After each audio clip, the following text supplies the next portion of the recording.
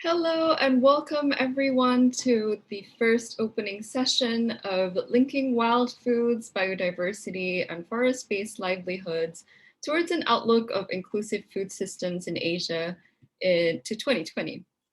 My name is Christina. I am the technical facilitator who is helping NTFP in running the session today. If you require any assistance with Zoom, feel free to privately message me.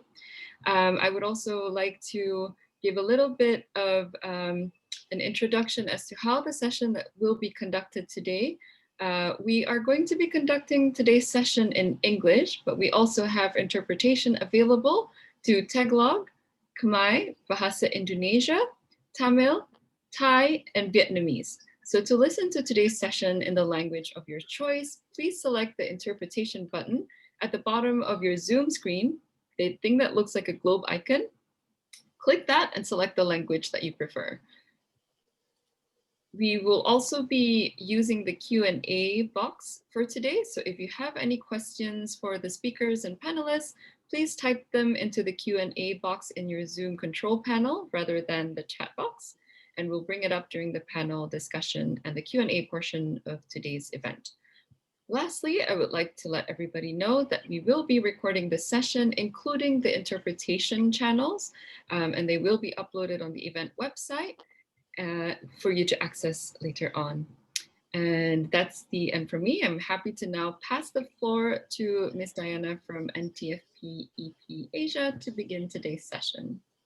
Thanks, Christina. And good day and a very warm welcome to all of you from whatever time zone that you may be joining us from. We are so happy to have you with us today for the opening session of the virtual forum Linking Wild Foods, Biodiversity and Forest-Based Livelihoods towards an outlook of inclusive food systems in Asia to 2030. My name is Diana San Jose, and I am a program officer at the Non-Timber Forest Products Exchange Program, or NTFP-EP.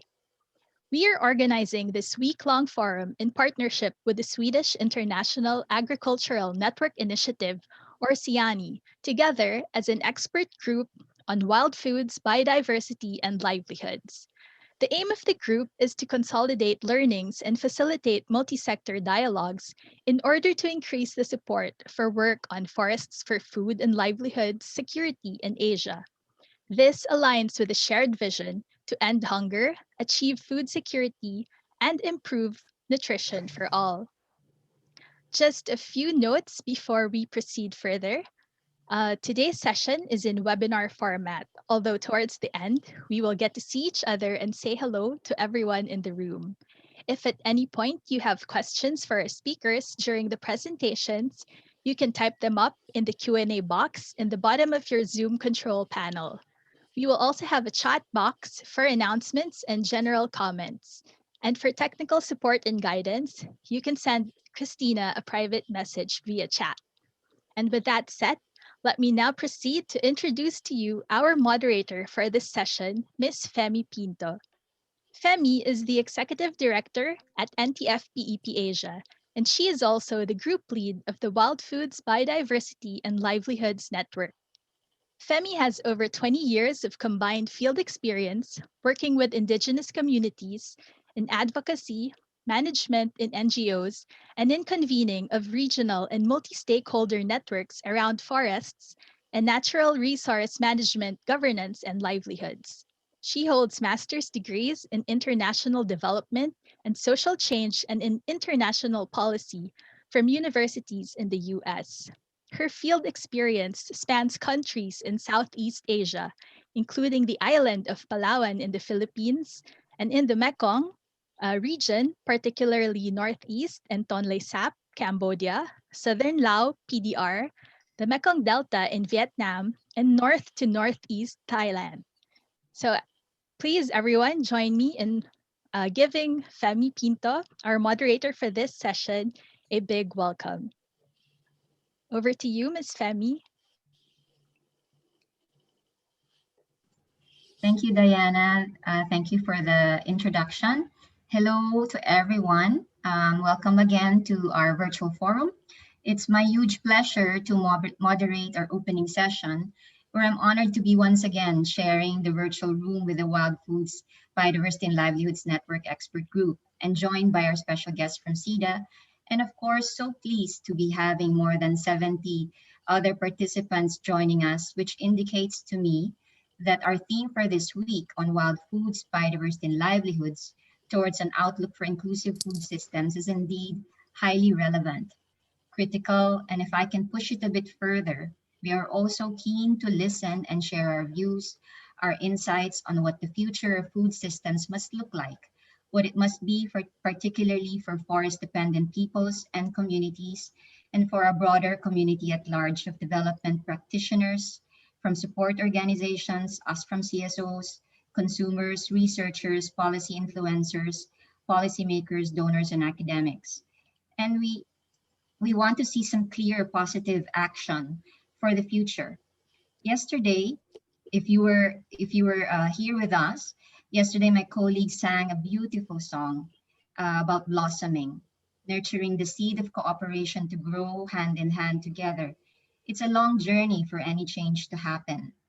Pre-pandemic time, the issue of food security and nutrition, eradicating poverty and hunger within a human rights and sustainable framework has been a commitment for dedicated action and change all the way to global level.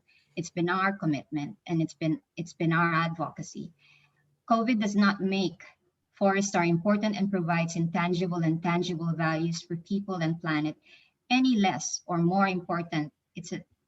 Any less or more important message now because of COVID, but it probably puts a critical spotlight that a more decisive and concerted action is high time for people and forests. It's my honor to welcome you all to this first session, the opening session, and to introduce you to our first keynote speaker, Teddy Bagilat. Let me just pull up. Teddy is currently the president of the ICCA Consortium. Teddy belongs to the Tuwali tribe of Ifugao and the Gadang tribe of Nueva Vizcaya provinces in northern Philippines. He has been mayor of Kiangan from 1995 to 2000 and governor of Ifugao from 2001 to 2004 until 2010 for a second term. He has been congressman for the Lone District of Ifugao, championing the cause of all indigenous peoples in the Philippines. He has spoken at various conferences on the centrality of ICCAs, or Territories of Life, for conserving nature, culture, and upholding human rights. The ICCA Consortium is a global association dedicated to promoting the appropriate recognition and support for indigenous peoples and local community conserved territories and areas. I welcome Teddy to the floor, to the spotlight. Teddy. I actually just received a message from him that he's trying to connect, so he will be in shortly. Okay. So while we wait for Teddy, he was here a moment ago, and he was cautioning that there might be a problem with his signal. Let me just say that after his keynote talk, we will launch into a lightning talk. And we have organized this opening session into 3 blocks. The first block, each block will be will be kicked off with a keynote remarks, and then followed by spotlight, followed by lightning talks. Lightning talks are short, brief key messages that we are inviting our speakers for today to provide, around 3 to 5 minutes, and it will speak to 3 questions from our expert group members. And these questions are: what's your outlook for food systems towards 2030?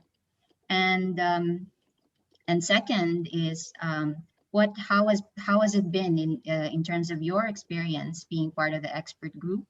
And also maybe share some observations and insights along the way that you have picked up, or maybe even from your past experience, from your current experience. What are your key messages to share to this in this session? And lastly, what would be the role potentially of continuing with the Wild Foods Biodiversity Livelihood Network in making this outlook a reality? So the first block of maybe Diana, if Teddy is back, then just Yes, he's back. Okay, so Teddy, you're on.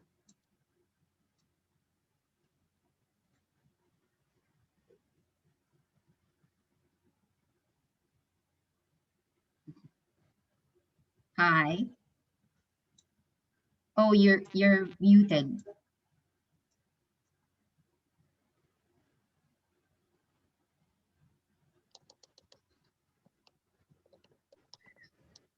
Hi, I'm very sorry. It seems like Teddy might have joined with an interpreter link, but that's right. That's all right. If everyone could go into the English channel in the Okay. Can you try and speak, Teddy? We can see if we can hear you in that channel. Hi, yes, we can hear you now in the English channel. Yes. Perfect. All right. So if everybody, all the attendees could kindly go into the English channel and the interpretation, we will be hearing from Mr. Teddy. Would that be okay? Yeah. Go ahead. Yes, we hear you.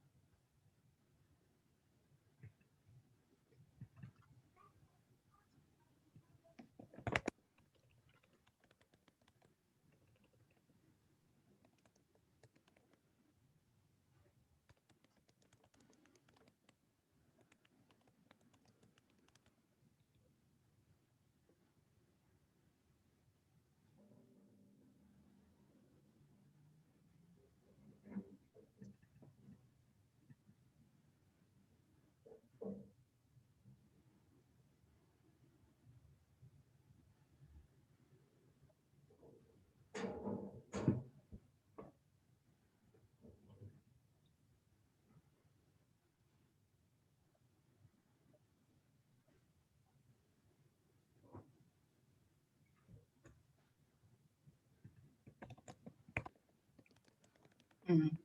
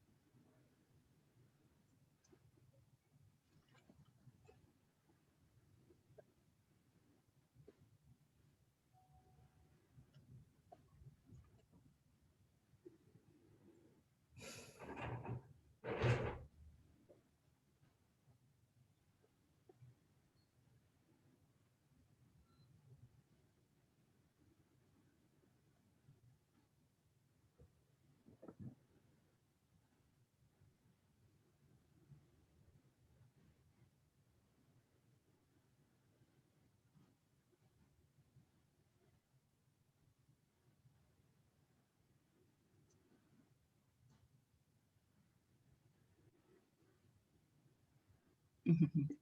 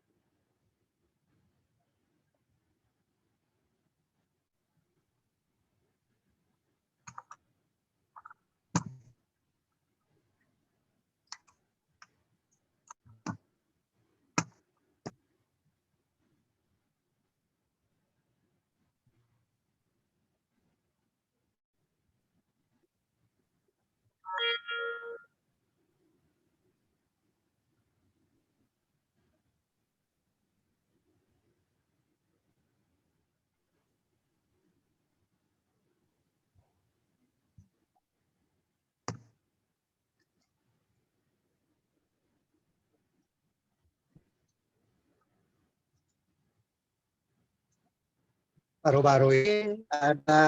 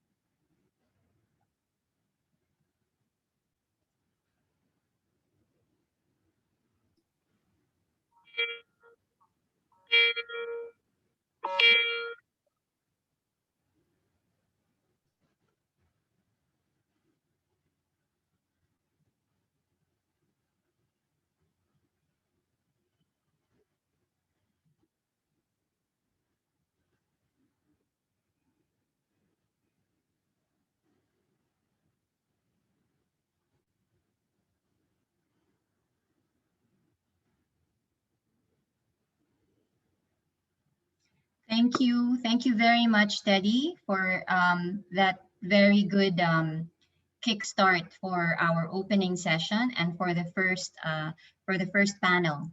But before I continue, maybe I would just check if our interpretation has been fixed, because I also heard some kind of cross line with interpretations being heard live. So Christina or Courtney? Thank you, Femi. Yes, so Diana has kindly provided a closed caption of the talk by Mr. Teddy into the chat box. And so if everyone could kindly go back into their respective interpretation panels, we should be proceeding as per normal. Okay, so sorry about that, but thank you again, Teddy, for that. He went straight into telling the story, an actual story in the Philippines of resilience of indigenous communities faced with a crisis, with a pandemic.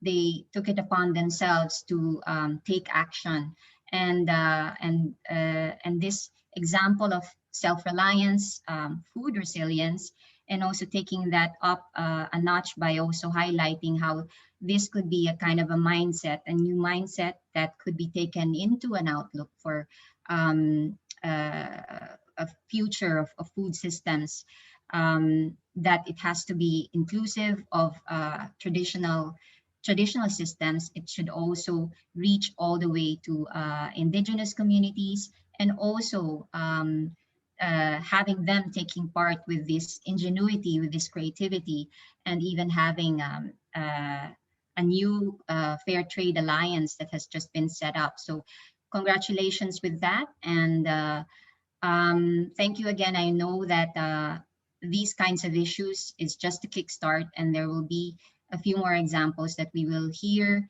not just today, but in this session, but also in the week. I now move on straight away into our lightning talks and hear more from the other, messages from our first panel of lightning speakers. The next that I would call to the spotlight is Dr. Prasert Trakansupakon of the Pagakanyao Association for Sustainable Development.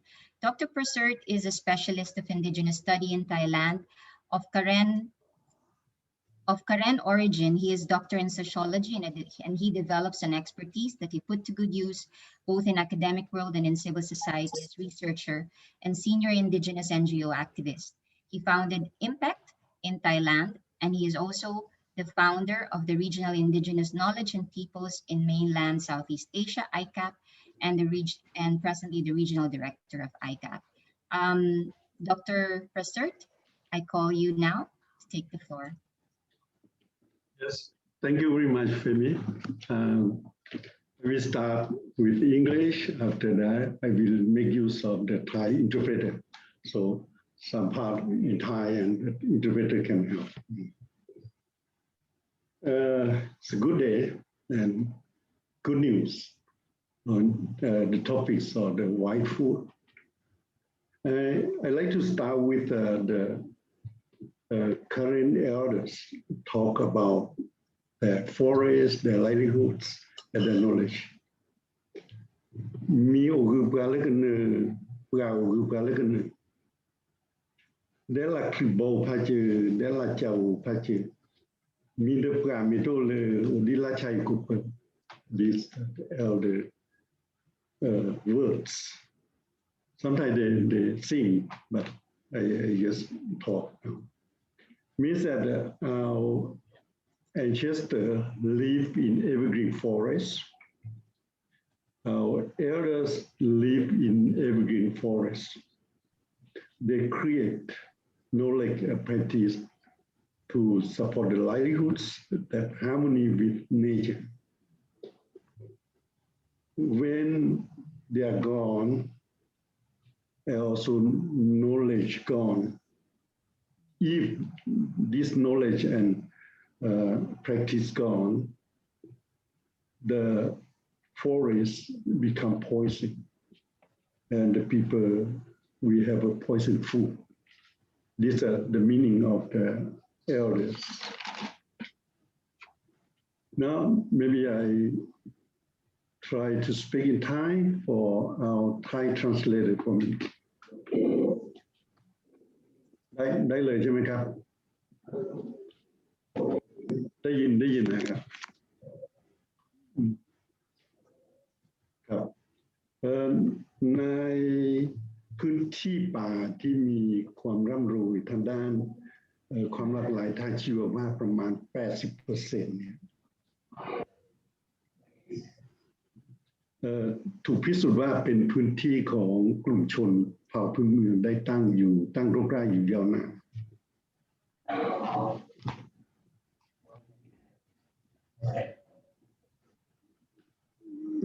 อันนี้ผมได้ยินครูแปลด้วยแปลทีละตอนหรือว่ายังไงแปลไปเลยพูดไปเลยเนาะโอเคในสถานการณ์ลักษณะแบบนี้เป็นเพราะชุมชนชนเผ่าพื้นเมืองและชุมชนท้องถิ่นมีองค์ความรู้ภูมิปัญญาที่สืบทอดมายาวนานกับการใช้ชีวิตอยู่กับป่า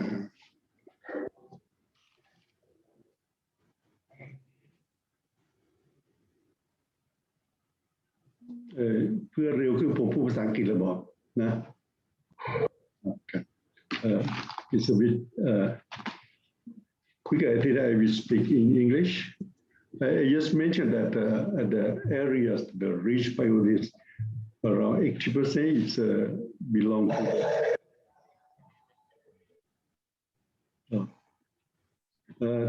is the area indigenous people, and this means that they already proved that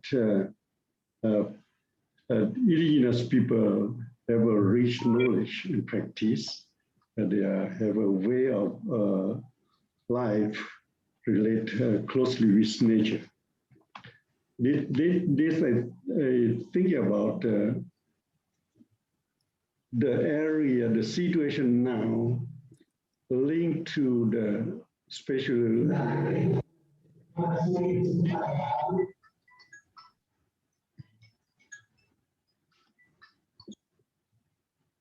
linked to the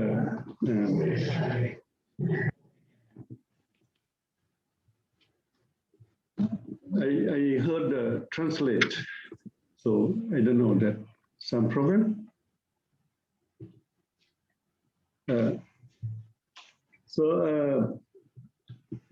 Under this process, in the reality, the area now, I think that knowledge of it start erosion, and young people start not continue this kind of knowledge. At the same time, the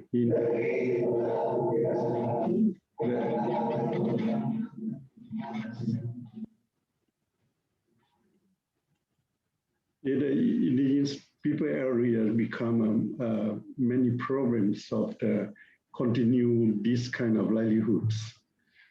And at the same time,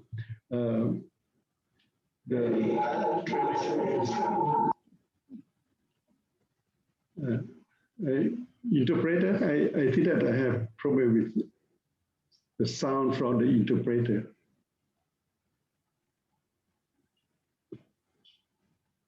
Christina, can we? Yes, if you could just carry on, Dr. Pressert, we will be speaking with the interpreter to sort this out. It is fine now? Yes, please. Okay. See that the situation in the meantime did that solely challenge to improve. But however, when the problem, the COVID-19 situation coming,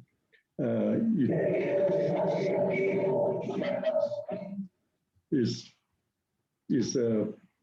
something happened like the local indigenous people community is not subject the sounds.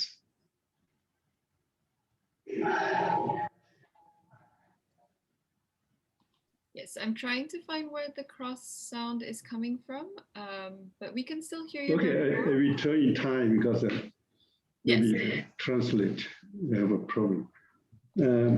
สถานการณ์เรื่องของวิถีชีวิตนะที่เคยใช้ฐานทางวัฒนธรรมทางองค์ความรู้นะตามที่สืบทอดกันมาเนี่ยเริ่มเสื่อมลงเพราะว่ามีทั้งระบบการศึกษาและมีทั้งระบบการศึกษาแบบใหม่นะที่อะไรทำให้เราไม่มีโอกาสได้เรียนรู้ด้านนี้และขณะเดียวกันเนี่ยเรื่องของการปฏิบัติการโดยเฉพาะเศรษฐกิจนะเริ่มมีการเกษตรแบบกระแสหลักที่เข้ามาและสิ่งเหล่านี้ทำให้วิถีมาเปลี่ยนและองค์ความรู้ต่างๆเนี่ยเริ่มซึมถอยโดยเฉพาะการใช้ประโยชน์จากป่าการใช้อาหารจากป่าเนี่ยกลายเป็นปัญหาเมื่อหลายที่เมื่อประกาศเป็นเขตป่าอนุรักษ์ทำให้ไม่สามารถเข้าถึงสิ่งเหล่านั้นได้เพราะว่ากฎหมายห้ามมิให้เข้าไปไม่ให้ไปแตะต้องอันนี้ก็เป็นประเด็นหนึ่งที่เป็นปัญหาอันนี้ทั้งและได้ยินใช่ไหมครับฮัลโหล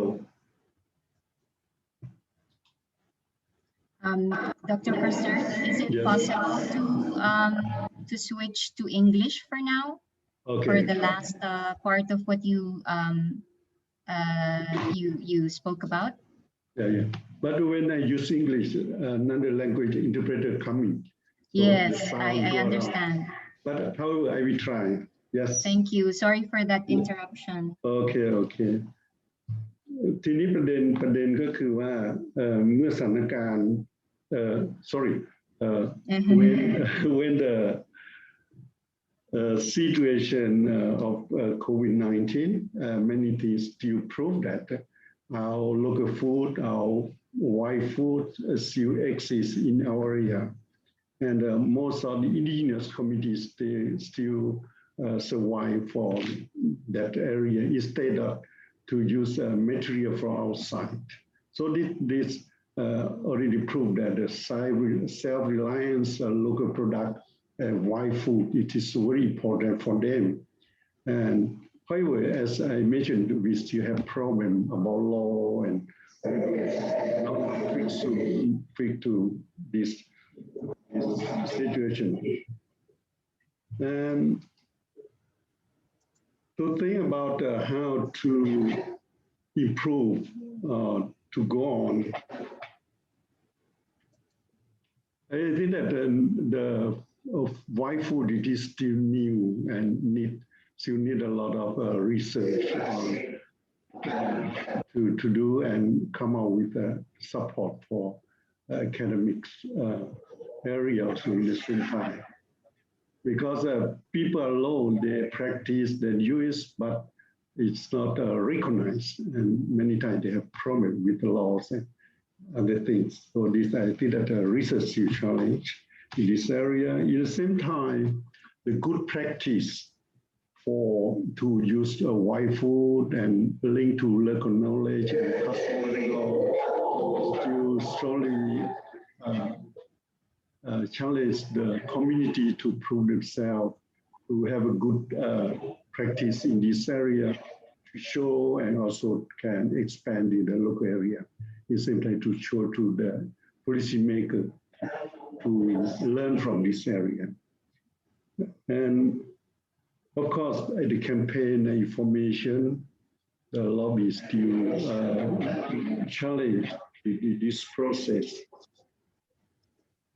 However, the indigenous knowledge and practice in the meantime, we need something of in the approach or dynamic process than just knowledge as before interpreted, but we need to reinterpret it to fit to the new context of the new society, and especially in the what we call the situation of COVID-19. So many things it is needed to do the new normal for this process.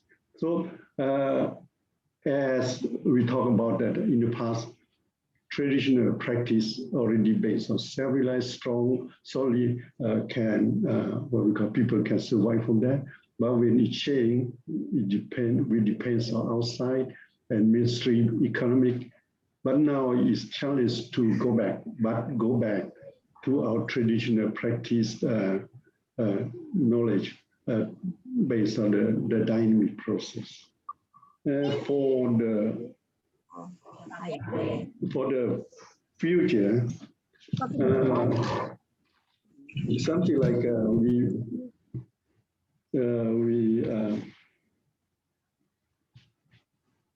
we need a lot of work to work in the different levels. I think that especially in the local level, it needs to create a lot of like already mentioned a good practice, and at the same time the people on this station need to stronger to do this process, and also challenge to strengthen local people, even themselves, the NGO, also even government need to support this process, so that it is one of the good what we call solution for people stay harmony with nature, and at the same time they also can use nature in the appropriate on the conservation way.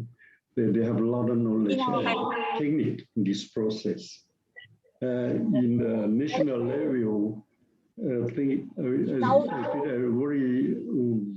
important that the government need to recognize, need to understand, need to know and learn from the people in this area, because to make use of nature in the sustainable way, the people already have done for a long time through themselves, and many areas that a good forest and biodiversity, it is managed by the indigenous and local people in the historical process until now. They already proved that the people can do it, but still, I think have a gap between the understand or recognition by policymakers. We still have a problem strongly in Thailand. The case in Kanchan, people still raised, people forced to risk remain because they based on their traditional way of life, especially the rotation farming practice, not recognized by the national park. So that's still a lot of challenge in this process. And in the, I think, a regional, international level, especially regional level, the ASEAN, also government in Asia, that already have a network now to create space to what we communicate with them, and some roles to what we call interact with this kind of knowledge. So that I think a challenge. But however, I think that some policies start what we call what we call better now, especially in the international level. Dr. President, I'm very sorry to interrupt, but I think time is up. Thank you so much for sharing. I'm very sorry to interrupt. If you would like to just wrap up with a couple of lines very quickly, we'll pass on to the next speaker next. Yeah, thank you very much. Thank you, Dr. Prasert. Apologies for some technology interruptions. We continue to hear translation over the English. So I hope that our technical host can resolve that. But thank you indeed very much, Dr. Prasert. I will move on to the next speaker. But I think there were very good points from Dr. Prasert's views, particularly related to recognition of Indigenous people's knowledge, and also bringing in more allies into the study, into the documentation, and into the sharing and recognition of Indigenous knowledge. But it's very clear his position about the abilities also of Indigenous peoples to be self-reliant, and also how this time in the pandemic, there's also a revival going back, as Teddy had also recounted about going back to traditions. So I move on to Yun Mane, invite Yun Mane to the spotlight. Mane is an Indigenous Bunong from Mondulkiri in the northeast of Cambodia. She is a graduate of the Royal University of Law and Economics and has held positions such as the chairperson of the board of the Cambodia Indigenous Youth Association. And currently, she's heading the Cambodia Indigenous Peoples Organization. And she has also represented, she has been part of the Asia Pacific Indigenous Peoples representation at the last Indigenous Peoples Forum in conjunction with the 40th Global Session of the International Fund for Agriculture and Development. So Mane, I invite you to take the floor. Thank you, Femi. Good afternoon to everyone. Once again, I just would like to thank you to NTFP-EP that organized such a wonderful, great topic in related to the wild food, biodiversity, as well as the livelihood for the community base. So this is a very key attention topic that we all should, pay attention, because this is very much linked to the sustainable development. In the context of Asia, we see that there is the inclusion of the framework related to the wild food, biodiversity, as well as the livelihood. Especially for the context of Cambodia, there is a legal framework, and also there is some system strategic within the government that we can find in the protected area. We can find it in the forested law and the other legal framework that recognize the wild food in order for sustainable development. However, you know, this framework or system, it is more in the paper, in the theory, but in the practical, we're still facing a lot of challenges because the land and the natural resource was not secure. It have been affected very much by the individual and also from the economic land concession, where the government have been granted to those individual and also to the company, and then they have been destroyed all those natural resources. So the wild foods and the biodiversity, it's gone. So for me and for the other, we think that the most important in order to secure the biodiversity or to sustain the biodiversity or the wild food, the first thing we need to think about the land tenure security or collective land and natural resource.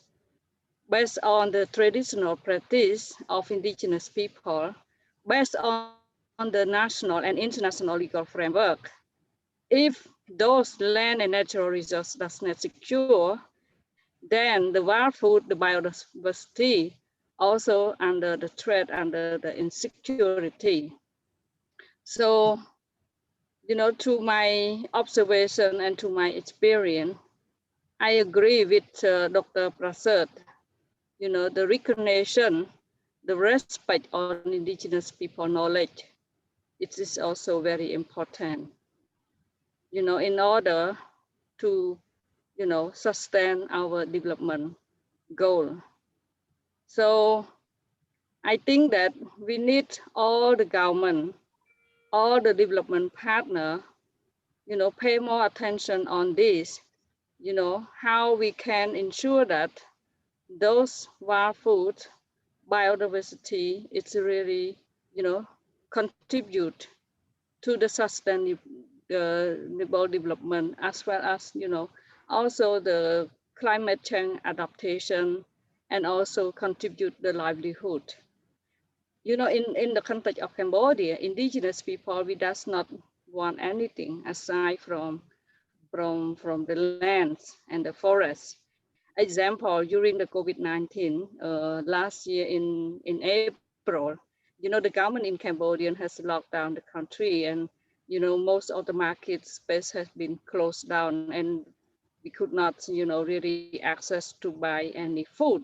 But indigenous people in the case of in one village in Stang Trang province, we does not worry about our food, because our land is secure, so we can just go to the stream, go to the river, we have the food, and then we go to the forest, we can collect our vegetable. So, and the people who live in the city, they are very much concerned, because even they have the money, they have the dollar, but they could not buy the food. This is the values of the land and natural resource that reach to the sustainable for the livelihood, as well as the biodiversity. Yeah, so this is my remark note in related to this topic. And everyone recognize that the wild food, the biodiversity is very important, for our lives.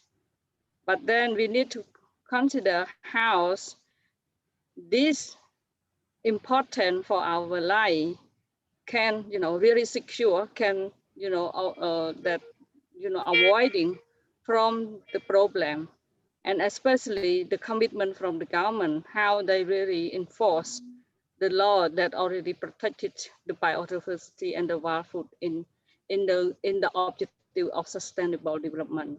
So for me, I'm very much concerned, because since the UN or the government has created the sustainable development goal, especially for the natural resource and so on. But in the reality, at the ground level, we facing increasing this problem.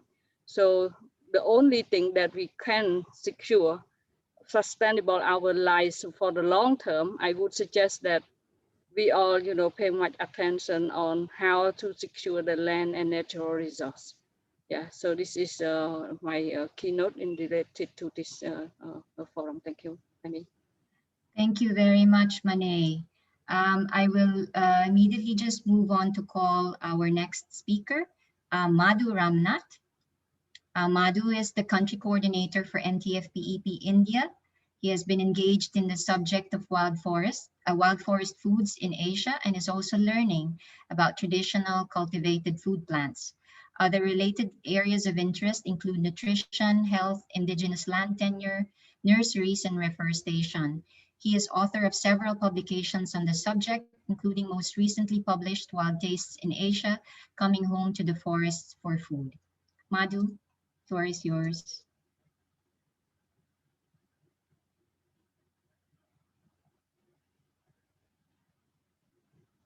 You're still muted. You're muted, Madhu. Yes, there you go. Got it. Yeah. Hello, everybody.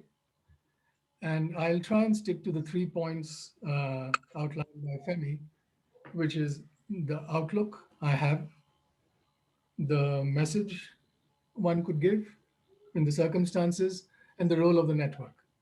So I think I'll take 3 minutes. My outlook is positive, though the only danger is the hype, because it's such a wonderful topic. Everybody jumps into it and it can be hyped up and lead to nothing. The Indigenous food systems and the practice of it is one of the best ways to get to know a forest.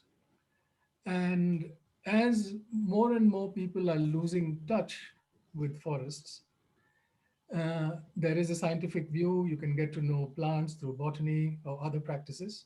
But food and food gathering offers a wonderful way to get yourself acquainted with forest and forest environments. So I think it is a very rich and diverse offer of tastes and species. And it's one of the most productive ways of getting to know a forest. So my outlook is positive because this is a topic, as we have seen, highlighted again and again by all the speakers till now, and it will continue to be so. My message is that for everybody involved in these topics and environment as a whole or with Indigenous people, to get involved at some level with the subject. It can be doing something practical like understanding a kitchen garden, experimenting with farming of forest foods. And what is important is to constantly update one's knowledge because new things are coming in, new techniques, new species, new ways of cooking, new recipes. The list is quite long.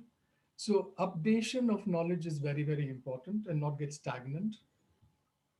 And the other message is to get the rural and indigenous youth involved in our work and to get them to appreciate what they have and what they have offered us. And it is not for us to take alone, it is to offer back. And that brings me to the role of the network, which is that ultimately the role of the network would be to restore this knowledge, this tradition of food and health back to the people, back to the community. It is not for an academic paper, not for another university thing, but to give it back and see how we can restore, rejuvenate traditions and people's understanding of their own worth back to them. So this will mean for the network to create more opportunities and spaces for Indigenous peoples and these communities to see how these traditions can be passed on.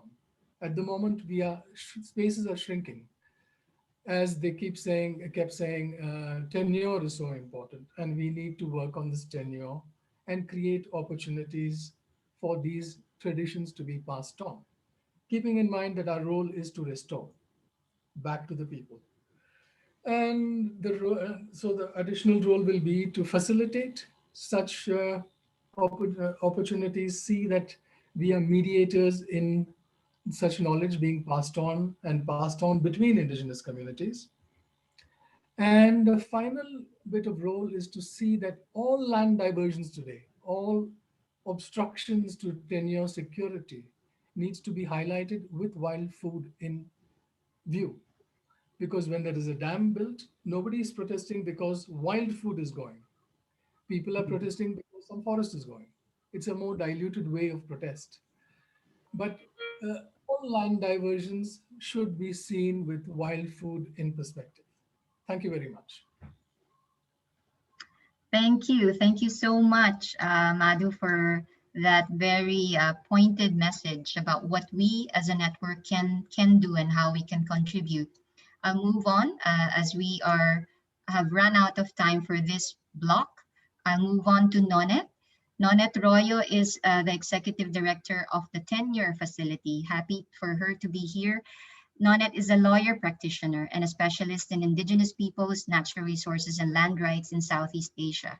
Her work in Indonesia, Philippines, Southeast Asia, and the Pacific region spans over 25 years.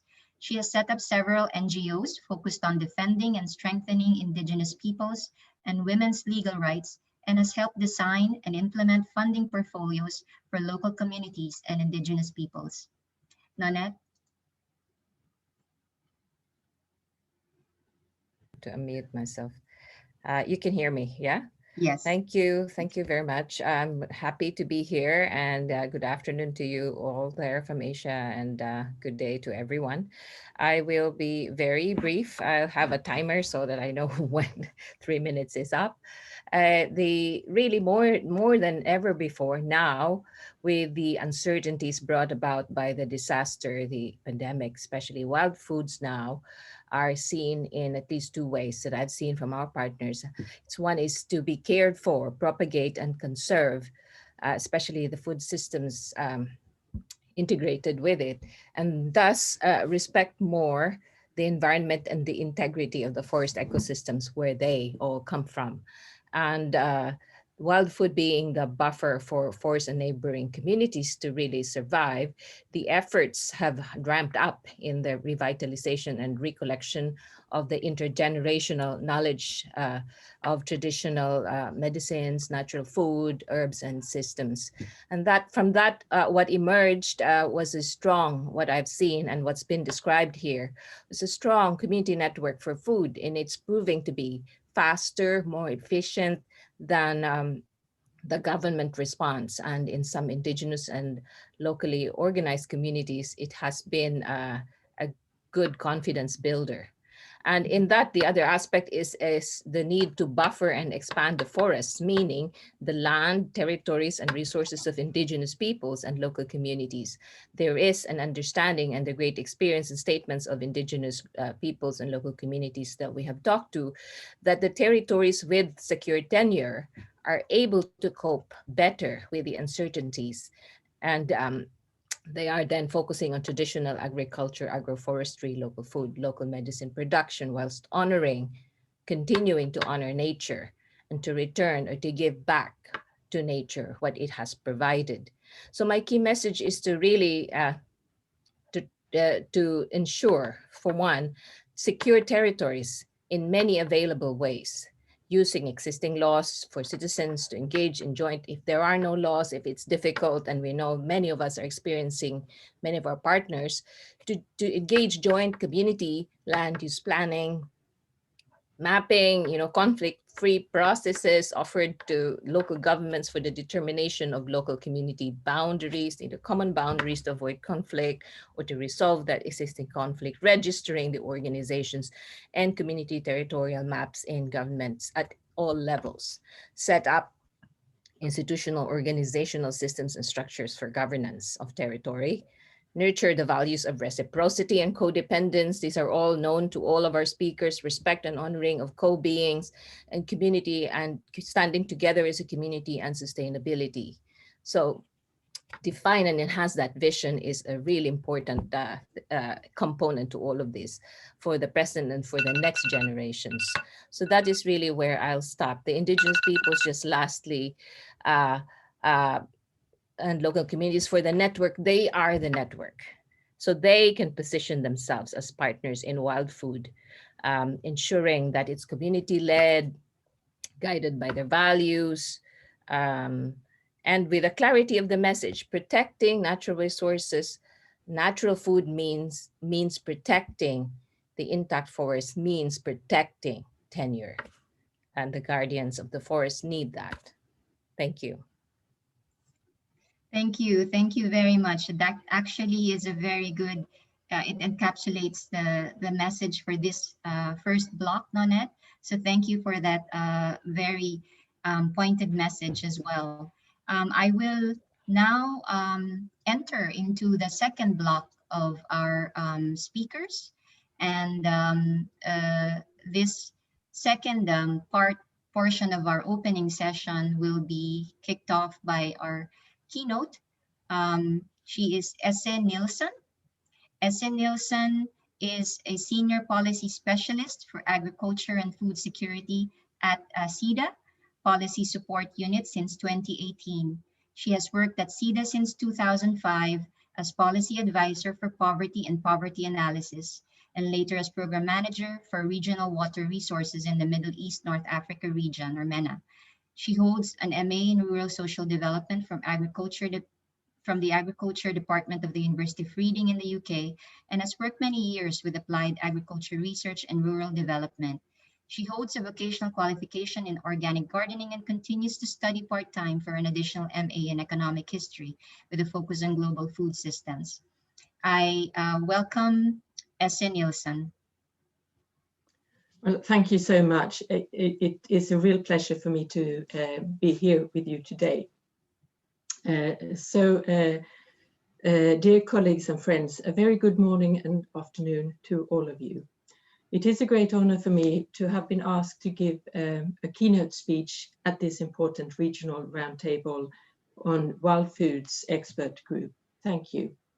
And I sincerely hope that my words will add a little to the vast gathering of expertise linked up to the events of the week, such rich and interesting program. I'm certainly hoping to participate in most of the sessions. This is a great opportunity for me to catch up and learn more about wild foods as representing the donor agency of Sweden, SIDA, and the policy environment rather than directly engaged in catching and collecting my own wild food. But let me start there anyway, my own experiences of wild foods. I grew up on a small farm in southern Sweden with tame animals and tame plants. Like so many people in Sweden still do today, I went picking vast amounts of lingonberries, blueberries, blackberries, and elderflowers in the woods with my family, and we would eat, pickle, and make lovely jam and squash. In Sweden, many families pick wild mushrooms too, and many hunt wild animals such as wild boar, deer, and moose. My grandfather used to fish in the local river. He would catch pike and eels. Coming to visit him on those days was not nice for me as a child, as I did not appreciate live eels in his kitchen basin. Still, as an adult, I very much value the ways people secure their own food and livelihoods. And I would like to mention here as well that actually in Sweden, we have a unique right. We have a public access to nature. This means that we can go to the woods and pick whatever we would like for non-commercial reasons or purposes, although permits are needed for hunting and fishing though.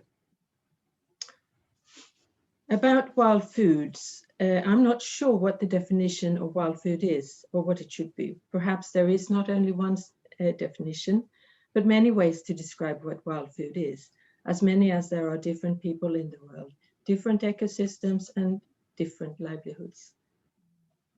And if we use a very broad definition of wild foods, we will most certainly find that all food derives from the wild. This is what nature and the surrounding landscape give us, if we are humble enough to safeguard it and have the skills to sustain it. This must be the most important investment we can do for future generations.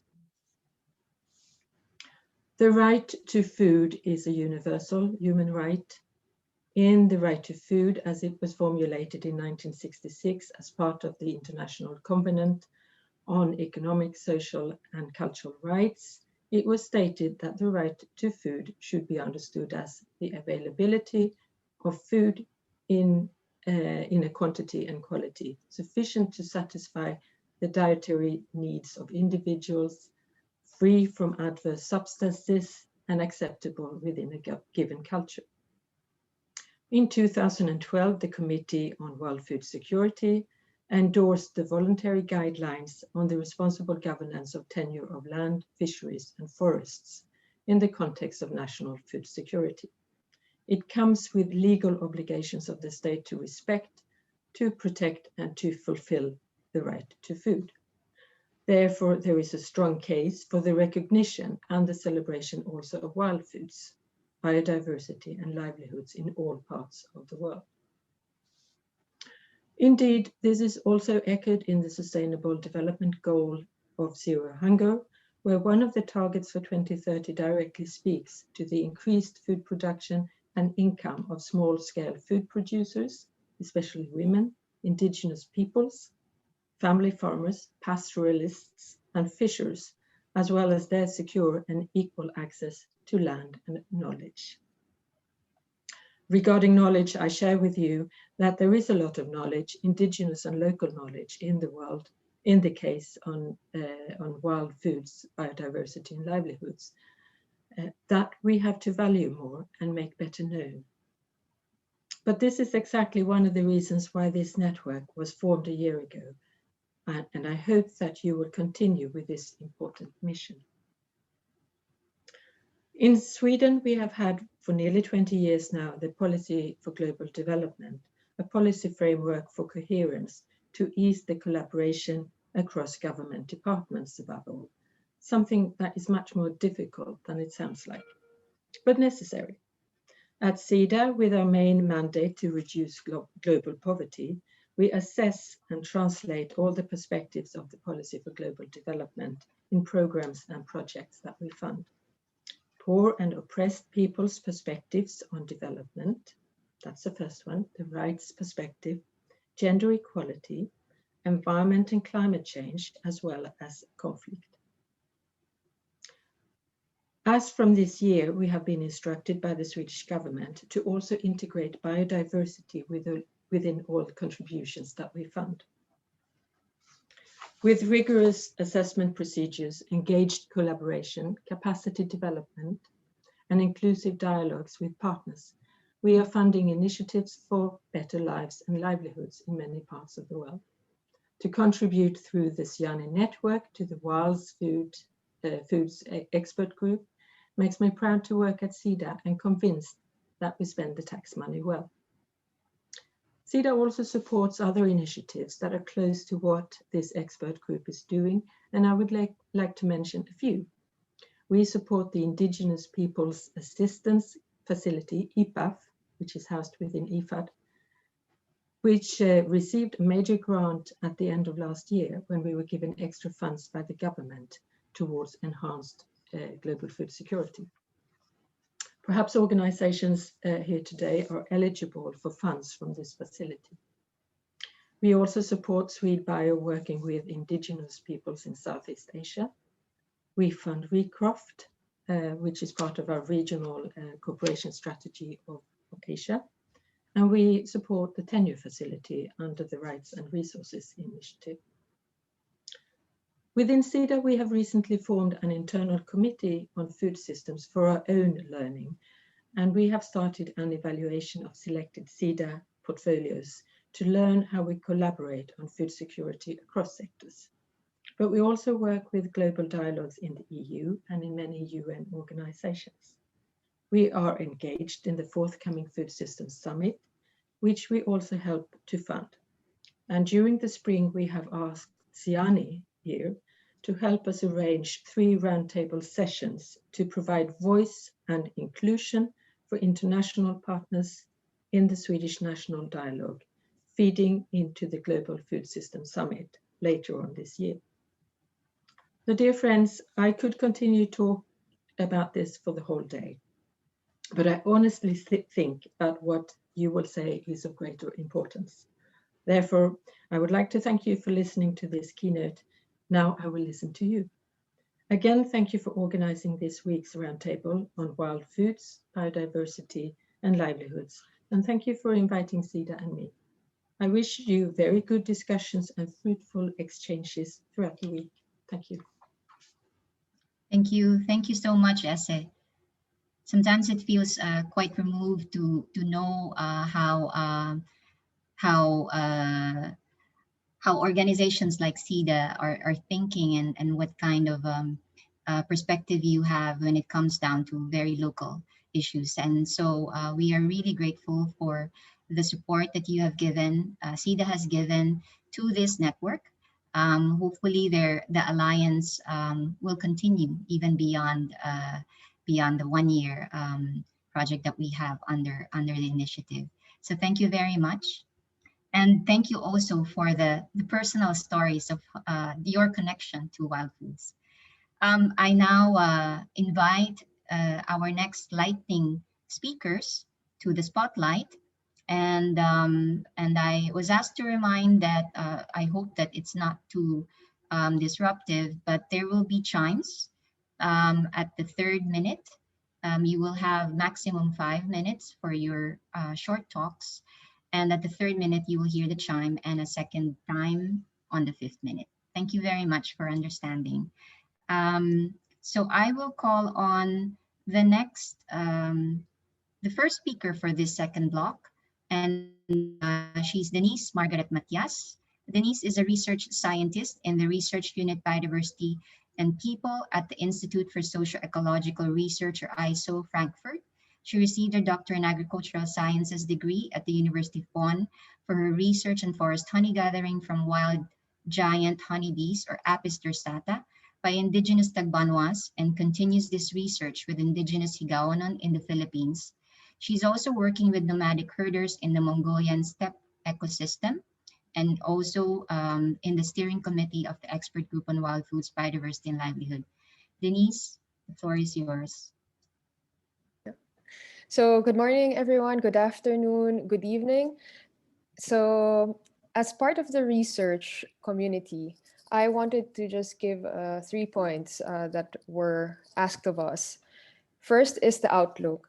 So I would give an outlook of cautious optimism for wild foods, biodiversity, and livelihoods up to 2030. So as has been mentioned by other speakers, wild foods foremost forms part of indigenous livelihoods.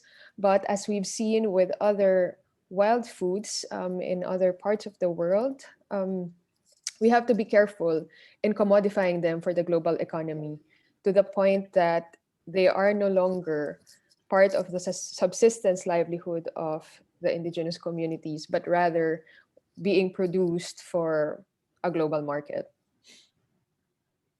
However, we also see that research has a role to play in wild foods, so it can be an ally or it can also be a danger.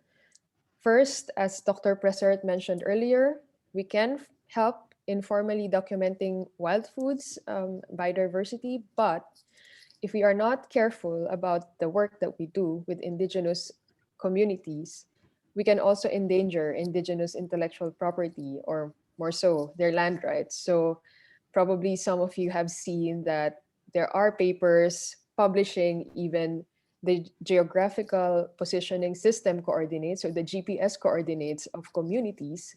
And researchers sometimes think that, oh, this is nice to highlight the results, but actually it has to be kept in mind that this can be a security issue for the areas that we do research on. And so the Wild Foods Biodiversity and Livelihood Network is a good reminder for us researchers to connect to those who are really on the ground.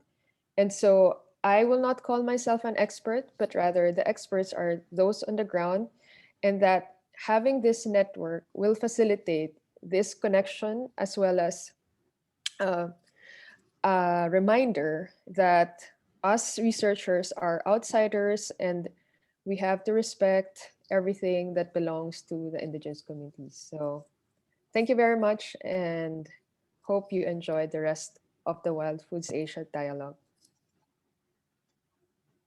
Thank you, Denise. I will now move on to the next speaker, Matthew Fielding, our friend from SIANI.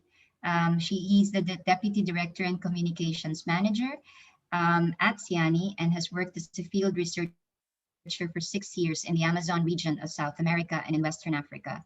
He recently returned to Stockholm after 2.5 years, based in Bangkok. He is responsible for all the communications obligations of SIANI and oversees both web and social media.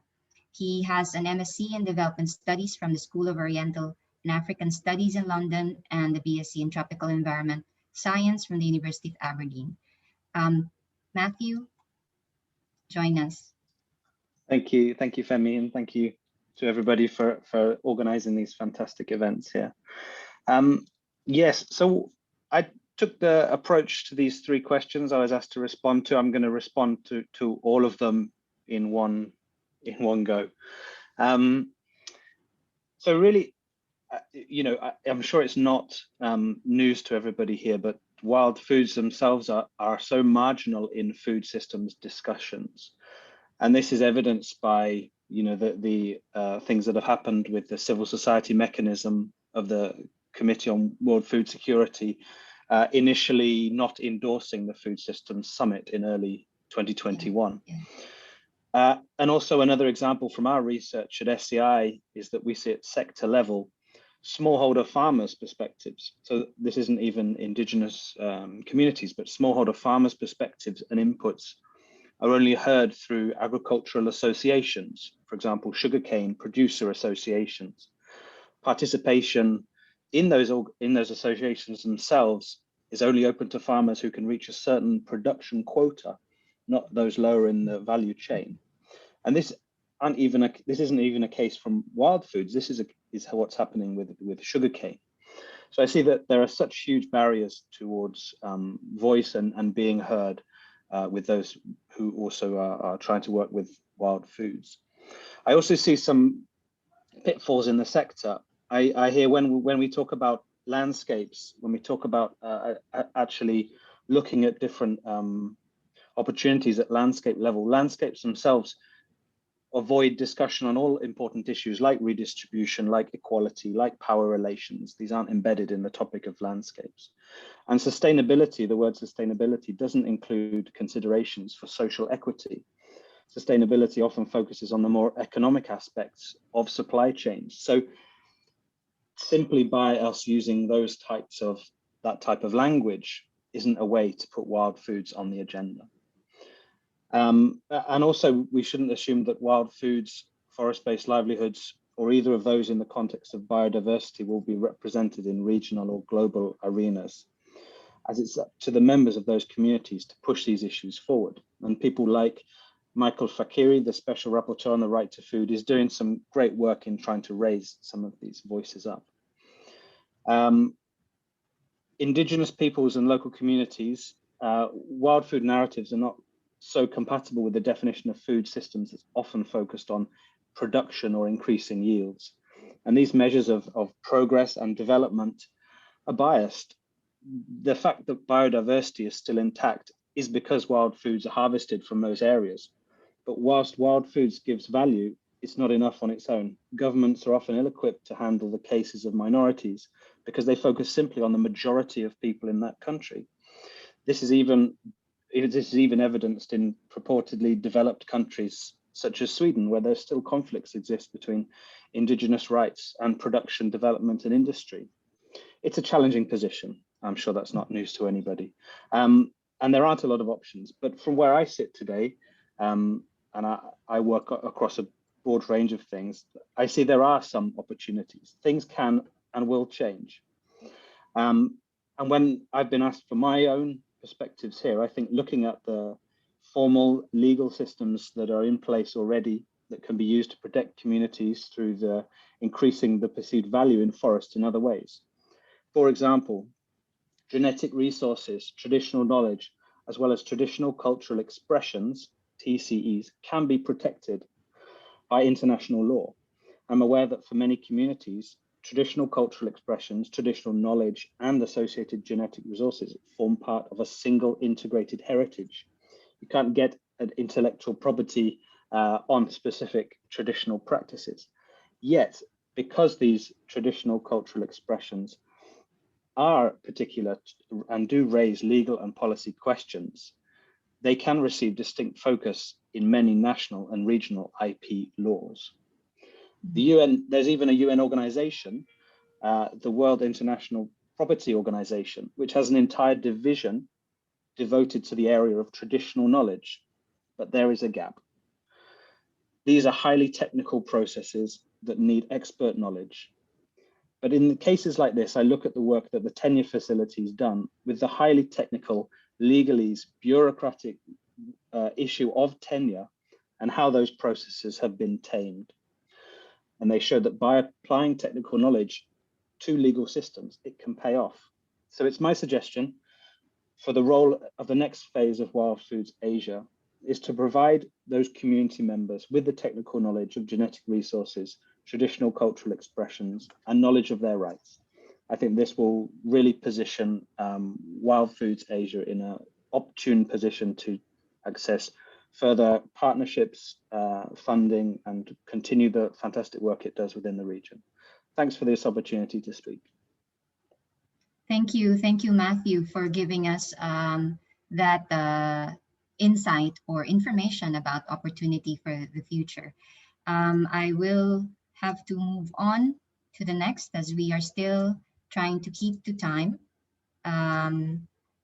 I invite Grace Wong, Dr. Grace Wong, as our next lightning speaker. She is a natural resource economist with an interest in understanding complexities of social, economic, and ecological trade-offs in the intersection of development, socio-political processes, and climate change. She has worked extensively throughout Southeast Asia and Latin America. Her current research is on ecosystem services and human well-being in dynamic forest frontiers, with a particular interest on power relations and equity in the distribution of benefits and risks from natural resource use and governance. She is a researcher at the Stockholm Resilience Center. Welcome, Grace. Thank you. Thank you, Femi, and thank you to everyone for your wonderful insights. I think I wanted to sort of build on a couple of things that different people have talked about. Wild foods is obviously underpins not just issues of food security or nutrition or biodiversity, but it also underpins culture, customary management and customary knowledge of how forests and fallows and agricultural fields within a broader landscape of where local and indigenous people live. So the ability to continue harvesting using wild foods as part of a broader livelihood practice depends really critically on the recognition of their continued access and rights over the land resources and forests in these landscapes. And I wanted to focus my points on what I think are two sort of political lock-ins to why it is such a challenge to get statutory rights and protection over local and indigenous rights in Southeast Asia, at least.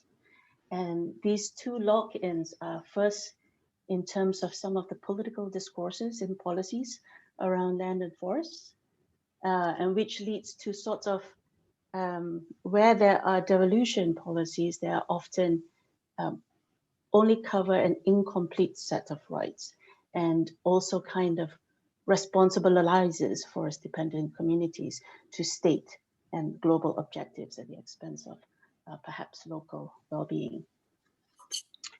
So to the first point of what I think is a political lock-in in terms of discourses, we know that customary tenure systems and that are rooted in sort of local and indigenous norms and practices often go back centuries, but governments often consider such land as vacant, as idle, or as state property. These discourses we know have been well documented to be to have its roots back in the colonial endeavor, where you use these discourses to rationalize and make space for economic interests. And within these discourses, shifting cultivation practices and other forms of customary forest practices are often considered both as a threat to forest production or forest conservation. So you're either degrading forests or you're not being productive.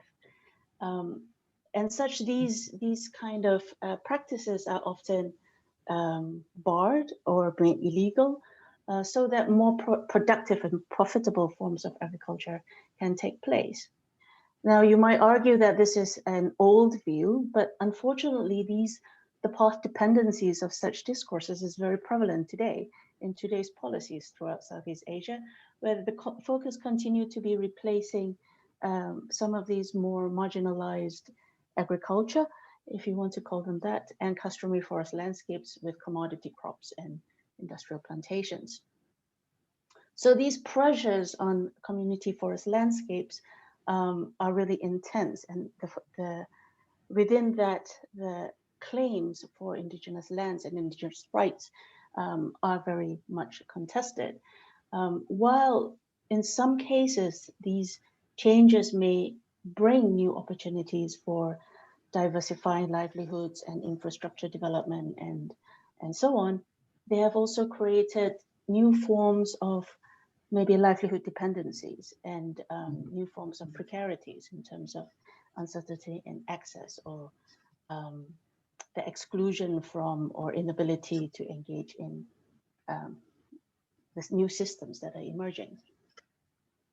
So I think this leads to the second political lock-in that I wanted to talk about a little bit, is in terms of the current policies that aim to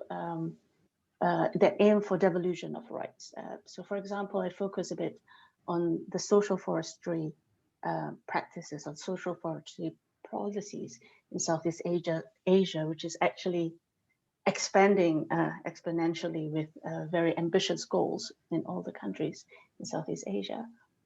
While the early focus of social forestry has been on empowerment and devolution of rights for forest management, in more recent decades, this has kind of evolved into formal schemes that are sort of aimed at agrarian transformations towards more intensive agriculture, or it has been a foundation to support market-based interests. So commercialization of forest products, community forest entrepreneurship, private sector investment. So this might be maybe the way that these such policies can take place, that it fits within a certain discourse.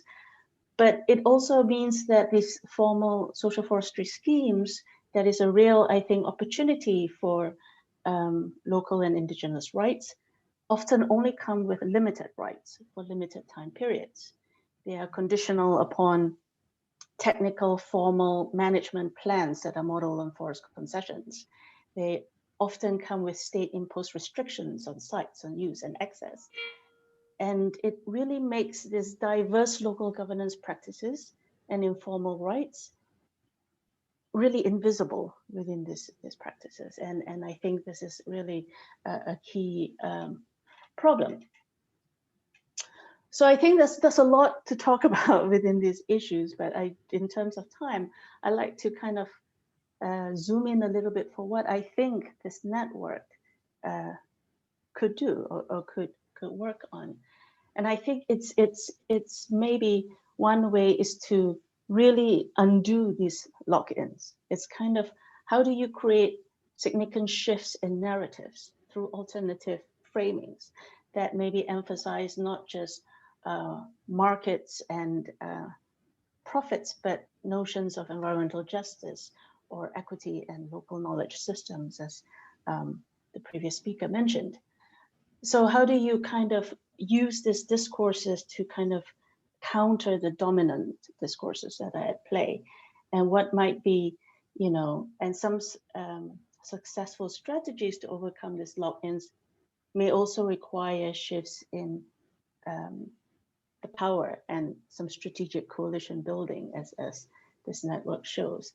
And I think to have this kind of discursive diversity, we need to build on, perhaps as a first step, how to engage with forest-dependent communities to co-produce their own narratives and to be part of the assessment of different resources that is not governed by a state-managed assessment process of what resources are there and what can be used and what boundaries should be drawn.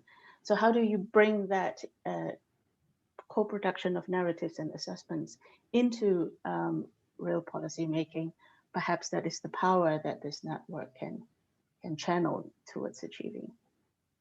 And I think it's about breaking this kind of lock-ins, I call them, in a way to create more transformational change in policy making in Southeast Asia. Thank you. Thank you. Thank you very much, Grace, for that. Also, a touch of encouragement for the network to continue, and with a little more understanding also of those political lock-ins that are quite important to unravel. So I would invite Maria next to give us her point of view. Maria has been working with tropical forest. Maria Ridland has been working with tropical forest and indigenous people and local communities since early 1990s, with a special focus on the implications on IPLCs by logging, paper and pulp, and oil palm. The scope of the work has been both on policy and advocacy, with focus on regulation of the business. In addition, her work on customary tenure rights and the linkage to protection of biodiversity, support of indigenous knowledge, enhancing vital ecosystems and livelihoods. Her policy work also includes work on binding human rights due diligence and environmental defenders. Maria Rydland is with the Swedish Society for Nature Conservation. Maria? Thank you so much, Femi. Good morning, good afternoon to everyone. It's been a pleasure listening to all of you and all the expertise that have been opened up the arena for this discussion. And I would like to echo what has been said, that this is really an issue of urgency to address. And being a representative of NGO, I would also see us as a partner of NGOs worldwide, working with these issues and having this focus. And meanwhile, I've been listening to all the prominent speakers. I just thought that interesting review of the context now is that after 10 years of working with the Convention on Biodiversity, none of the Aichi targets have been reached. There's been low-hanging fruits that have been collected in terms of traditional way of conservation, biodiversity conservation, but none of the more accurate questions have actually been addressed, like the targets on indigenous knowledge and indigenous people's participation in processes linked to protection of biodiversity. I think that is something that we, as a northern-based NGO, we are very much in that policy context. Meanwhile, we also see the reality on the ground. And I think starting this network on wild food and biodiversity and livelihood really opens up a new policy arena for us we have been working with indigenous people, local communities' rights to access forest, for example.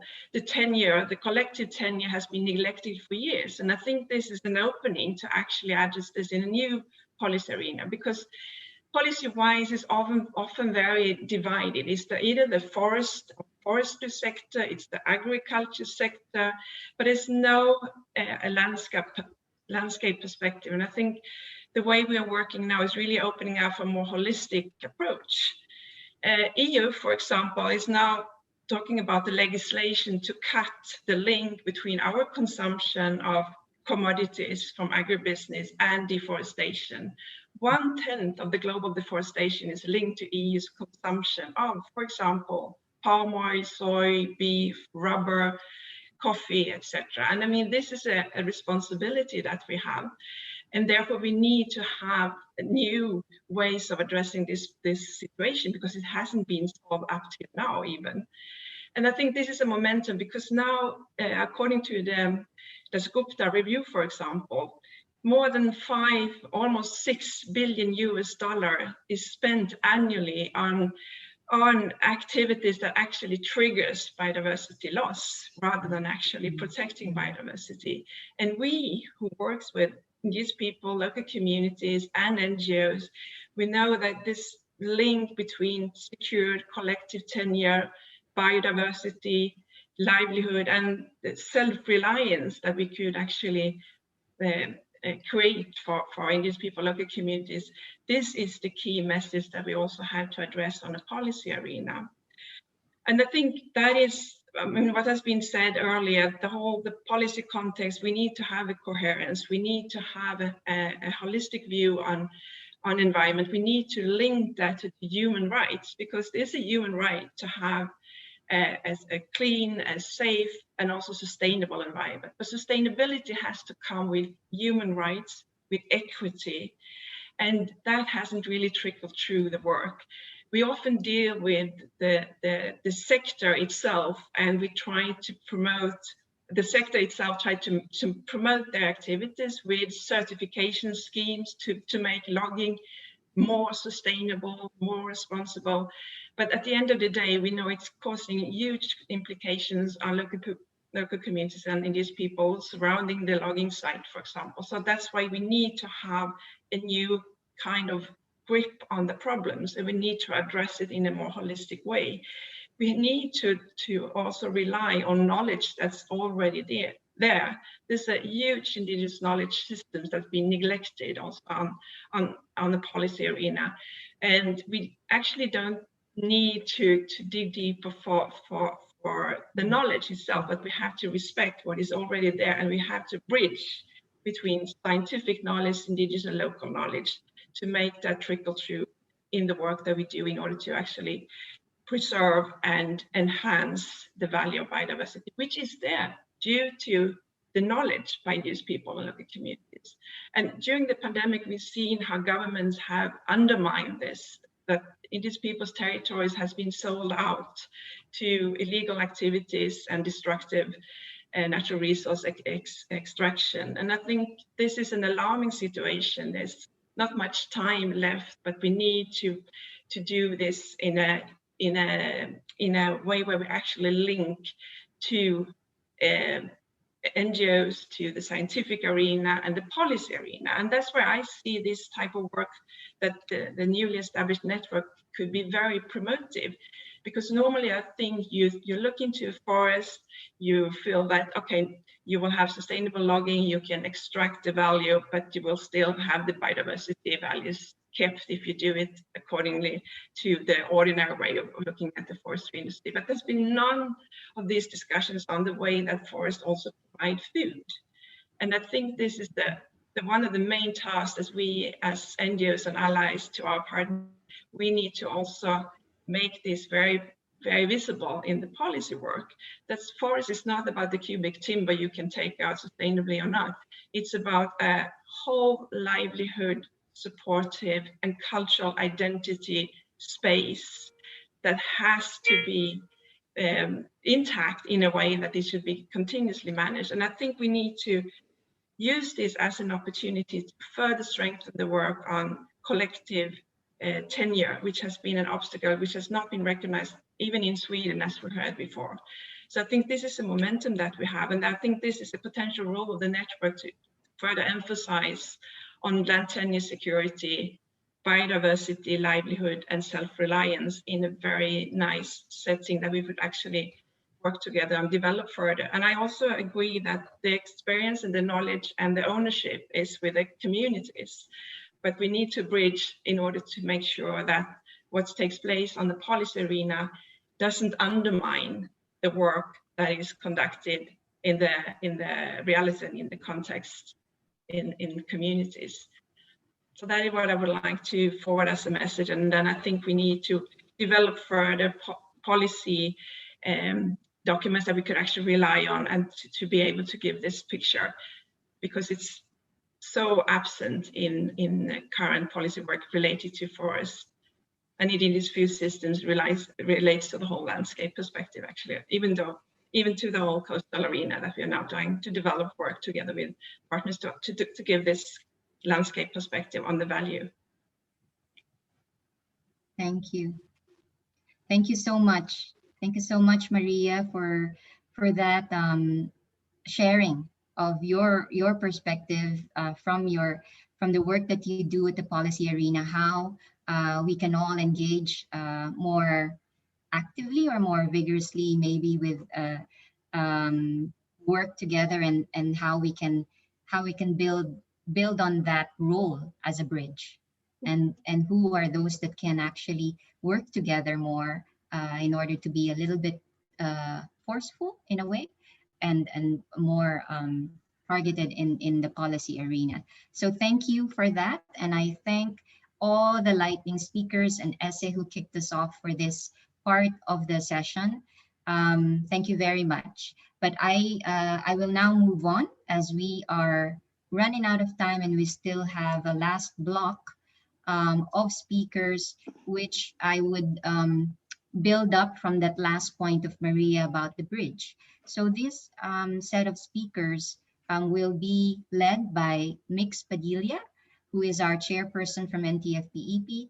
Speaking of the bridge, I think coming back to the region, the set of speakers in this block are those that are working here in the region, in Asia, in particular in Southeast Asia.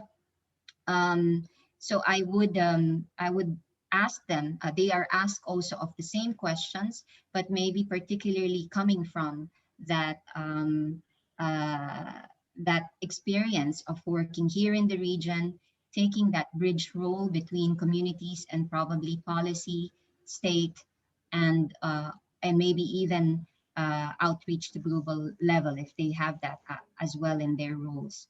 So I'll introduce first our third keynote speaker, and leading this set of talks will be Mix Padilla, who is, as I mentioned, the chairperson for NTFP-EP Asia and the executive director of AnthroWatch. She has been working alongside Indigenous peoples and local communities on policy advocacy issues related to tenure, gender, health, and environmental rights. She's also active in the Zero Extreme Poverty 2030 movement, and her background is in anthropology and gender studies. Mix? Good afternoon to everyone. Thank you for asking me to take part in our discussion of linking wild foods, biodiversity, and forest-based livelihoods toward an outlook of inclusive food systems in Asia 2030. I especially like the word linking in the title of our event because the tagline of NTFP-EP is linking peoples and forests. About 2 months into the lockdown last year, when we, the city-based NGO workers, were reconnecting with our communities, a woman leader shared with us that during the really bad moments of the lockdown, many of them in that community would go up to the forested hills around them. There, they knew that they could somehow source food, and certainly physical distancing in those isolated hills would not be an issue. As an added bonus, she said that she could get a better signal for her mobile phone. This situation of going up to the hills as a way of coping with a lockdown, I would hear several times more from people from other communities. What they were saying in summary was, we are not as worried as others about surviving the lockdown because we have the forests. What was common about the people who said this? 1, they all came from Indigenous communities. 2, they were guardians of Indigenous community conserved areas, or what Teddy Bagilat is advocating for. So such a statement was only possible if the environment remained healthy and the protective traditions have not been lost. This is an example of a link among peoples, forest, foods, and responding to the pandemic. And most likely we'll feel the realities, the realities and after effects of this pandemic all the way up to our targeted 2030. As an anthropologist or someone who studies the cultures of peoples, I have often been asked by budding researchers, where do we put in the discussion of food in describing a culture? I would answer, well, if you're talking about nutrients, then it's under health or healing system. About food source, then maybe it's technologies or farming systems or economic systems. As a recipe, and with regards to presentation of food, maybe under arts and aesthetics, or what a culture considers as beautiful. When food is a component of a ritual, then it is under belief system. When food is an expression or instrument of social relations, such as feasting after successful mediation of a community conflict, then it is under social system or social relations. But then, I confess, it is usually outsiders who need this kind of dividing or compartmentalization. For most Indigenous peoples, it seems they automatically see this as interlinked. It is usually hard during research to ask them to talk about food under one category or another. It's nice to hear the words already mentioned earlier by the other esteemed speakers, landscape approach and holistic way. Now, half of the people in these indigenous peoples and local communities are women. And certainly we have moved forward in so many ways toward gender equality since the International Decade for Women in the 1980s, where maybe some of our participants have not yet even been born. But I observe that there are a lot of things that still need to be followed up on with regard to women and wild foods and forests and livelihoods. One point, do we still fall into the danger of thinking that communities are homogeneous, meaning we expect that members of a community usually have the same views? For example, in one community where we had asked members to draw a map of their ancestral domains or territories, we saw that there were differences in the drawings of women compared with those of the men. Who do you think were most likely to draw the water sources? Who do you think put in the basketball court? When we gathered data from communities, do we assume that the data shared by the men interviewed are the same answers given by the women? Would an older adult have the same answers as a younger adult? And when there are differences in the answers, whose answers do we tend to give importance to? For example, when I was facilitating a gathering of community representatives to talk about land resources and tenure, the men were proudly and eloquently describing their farming systems. To my side, at the fringes and not formally a part of the group being consulted, women sat on the ground and I could see them answering the questions as I asked them, but their answers were not officially received. Such a loss of local knowledge. I believe we all accept that tenurial security to the land is important for the sustainability of food sources and forest-based livelihoods. Who do we recognize as the legitimate representatives in discussions of land? Who do we recognize as heads of households? Whose voices are official in community decisions? Whose names are prominent in documents regarding ownership and access to resources? Is there an inclination toward one or the other gender? And then in one community, when I was evaluating a food security project, the men complained, "Why are we not invited to the health seminars? Only the women are." While the women complained, "Why are we not invited to the farming seminars? Only the men are." Have we gone beyond this way of thinking in our program designs and implementation? I don't know if I should be glad that after several years, even decades, these kinds of messages that I tend to share seem to be relevant still, or if I should be sad that the messages remain needed. But as I said earlier, I do know there have been improvements in the situation of women in forest communities, but it is not the time now to put that forth. And I firmly believe that if we are not able to advocate for more equitable gender relations, the links we talk about in this forum that we want to strengthen will remain weak or broken and certainly not sustainable. And I hear what Teddy Bagilat said earlier about the youth living their ancestral domains. In 2016, I was part of a study on Indigenous children's perception of their rights. One of our exercises was to ask the Indigenous children to show their vision for their ancestral domains through a community map.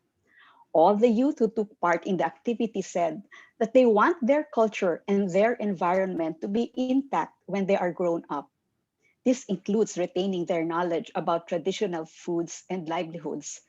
What do we do to ensure that such bridge to the youth is being built right now, while the knowledge still sticks with the elders? Finally, may I share what I frequently say ever since the world started talking about what our, quote, new normal, unquote, should be like. I believe that several of the values that a lot of us are advocating to be part of that new normal are values that many IPLCs already have and are trying to maintain. Among them, valuing the environment, building up local economies, especially regarding food production and access, upholding the process of seeking consensus at the level of local communities, and less consumerism. A forum like this, the networks and organizations represented here play a big role to share our key messages toward more relevant planning and action. As I have mentioned earlier, understanding and acting on food issues require an interlinked approach. And let us not forget the gender dimension of our work, as well as keeping grounded at the community level. Holding hands, even virtually or symbolically, we learn more, we will be better heard, and hopefully we move together and move more people toward valuing wild foods, environment, and forest-based livelihoods. Thank you very much. Maraming salamat po, and good day again. Thank you. Thank you so much, Mix, for that, I would say, poignant with all the pictures and the message behind what you all have been saying. It's really about the message of making visible the invisible. So from forests being invisible in this very big discussions about food systems and food security, sometimes it gets hidden in agriculture, in the subject of local communities participation, sometimes more often women is invisible. And so thank you for giving us that that reminder of reminder of who needs to be involved, who needs to be engaged, how we should listen and observe on the ground.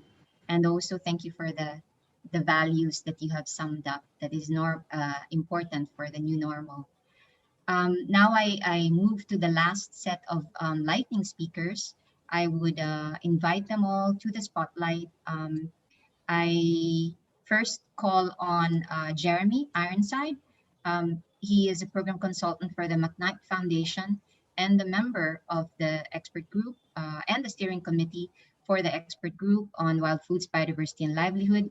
And in his capacity as a program consultant, he's overseeing grant making to organizations which support indigenous ethnic minority communities to protect their land and natural resources rights and management systems in the face of rampant economic development in the region. His background is in sustainable agriculture, and his interests include learning from traditional systems which combine the farm and the forest. He is also a trustee of the Non-Timber Forest Products Exchange Program. Jeremy? Kia ora, everybody. Very nice to be with you all. I'm just going to be very quick because a lot of what I've said, what I'm going to say is what people have already said. My main point is the role of people in what this thing's called wild food. That can be a little bit dangerous when the government says, oh, it's got nothing to do with people, it's wild, it happens on its own. That's not true. I think that one of the points is that in a Southeast Asia study, they looked at 93 studies from around about 1990 to 2015 and found that 90% of indigenous non-cultivated food was from fallow areas.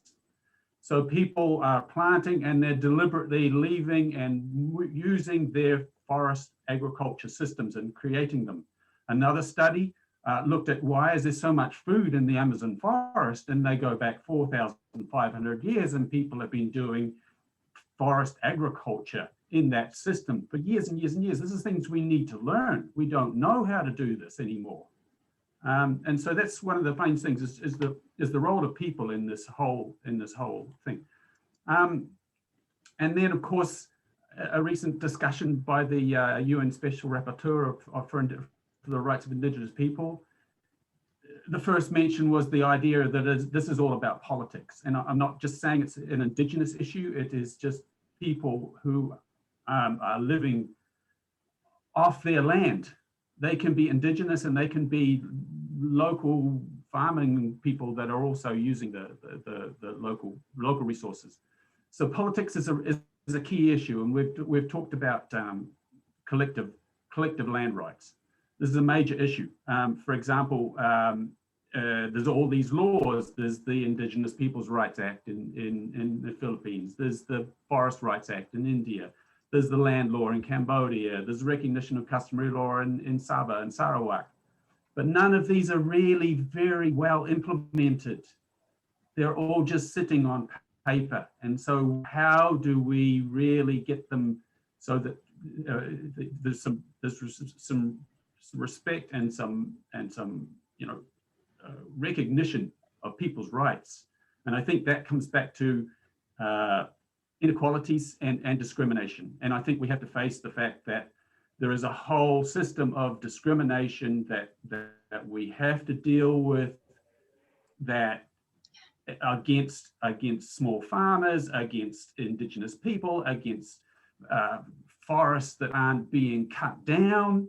There's all these, the whole system. We have to really think about how are we going to question and change this. One example is the SDGs, no recognition of collective rights in the SDGs. So, where do we start from that? which is crucial for Indigenous and forest communities. Okay, so just a few suggestions. I don't know exactly, none of it's easy. Holistic approach.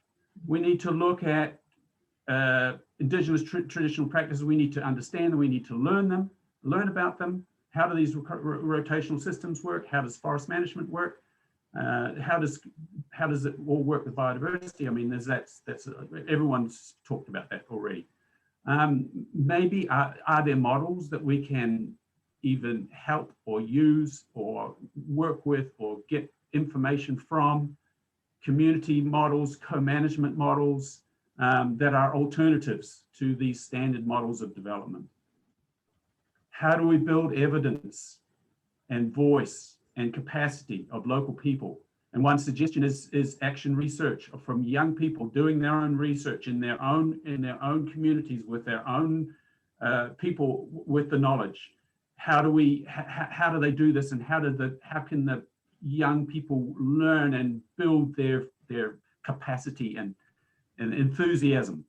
Another issue is health. This is the whole kind of look at the COVID system. How is the diverse food systems, how do they help with our health? And that's a whole major issue that's being looked at right now. Again, linking minorities with each other, networking, and linking communities with decision makers. Get decision makers to go and visit communities and sit down with them and get them to talk and just, have that sort of face-to-face discussions, using models, using evidence. And then again, I suppose the last suggestion is this whole idea of food sovereignty. We need to bring that up. It's wild foods is part of food sovereignty. It's part of control of food. It's part of control of resources. Thank you. Thank you, Jeremy. I'll just jump right along to the next speaker, Clarissa Arida. Clarissa is the Director for Program Development and Implementation of the ASEAN Center for Biodiversity, or ACB, where she manages the center's portfolio and capacity building and program and policy development to assist ASEAN member states on biodiversity conservation initiatives. Prior to joining the ACB, Clarissa was program manager for environment for about 12 years at the UNDP in the Philippines, where she handled program and global environmental issues such as biodiversity conservation, climate change, marine, and coastal resources management. Clarissa. Yeah, thank you very much, Ms. Femi, and thank you for inviting ACB in this very relevant discourse on the link between biodiversity, wild foods, and sustainable livelihood. We have heard so much today, and these are really very close to our heart. We have been talking about mainstreaming biodiversity over the past 3 years, given the impetus from the Convention on Biological Diversity and the work that we are doing at the ASEAN Center for Biodiversity. Nature is declining globally at unprecedented rates and with grave impacts on people around the world. And this is the key message of the IPBES Global Assessment Report in 2019. And we know that the decline in nature's capacity to regulate environmental processes will have long-term impacts as well on food security and nutrition. And this situation will also affect the achievement of a number of sustainable development goals.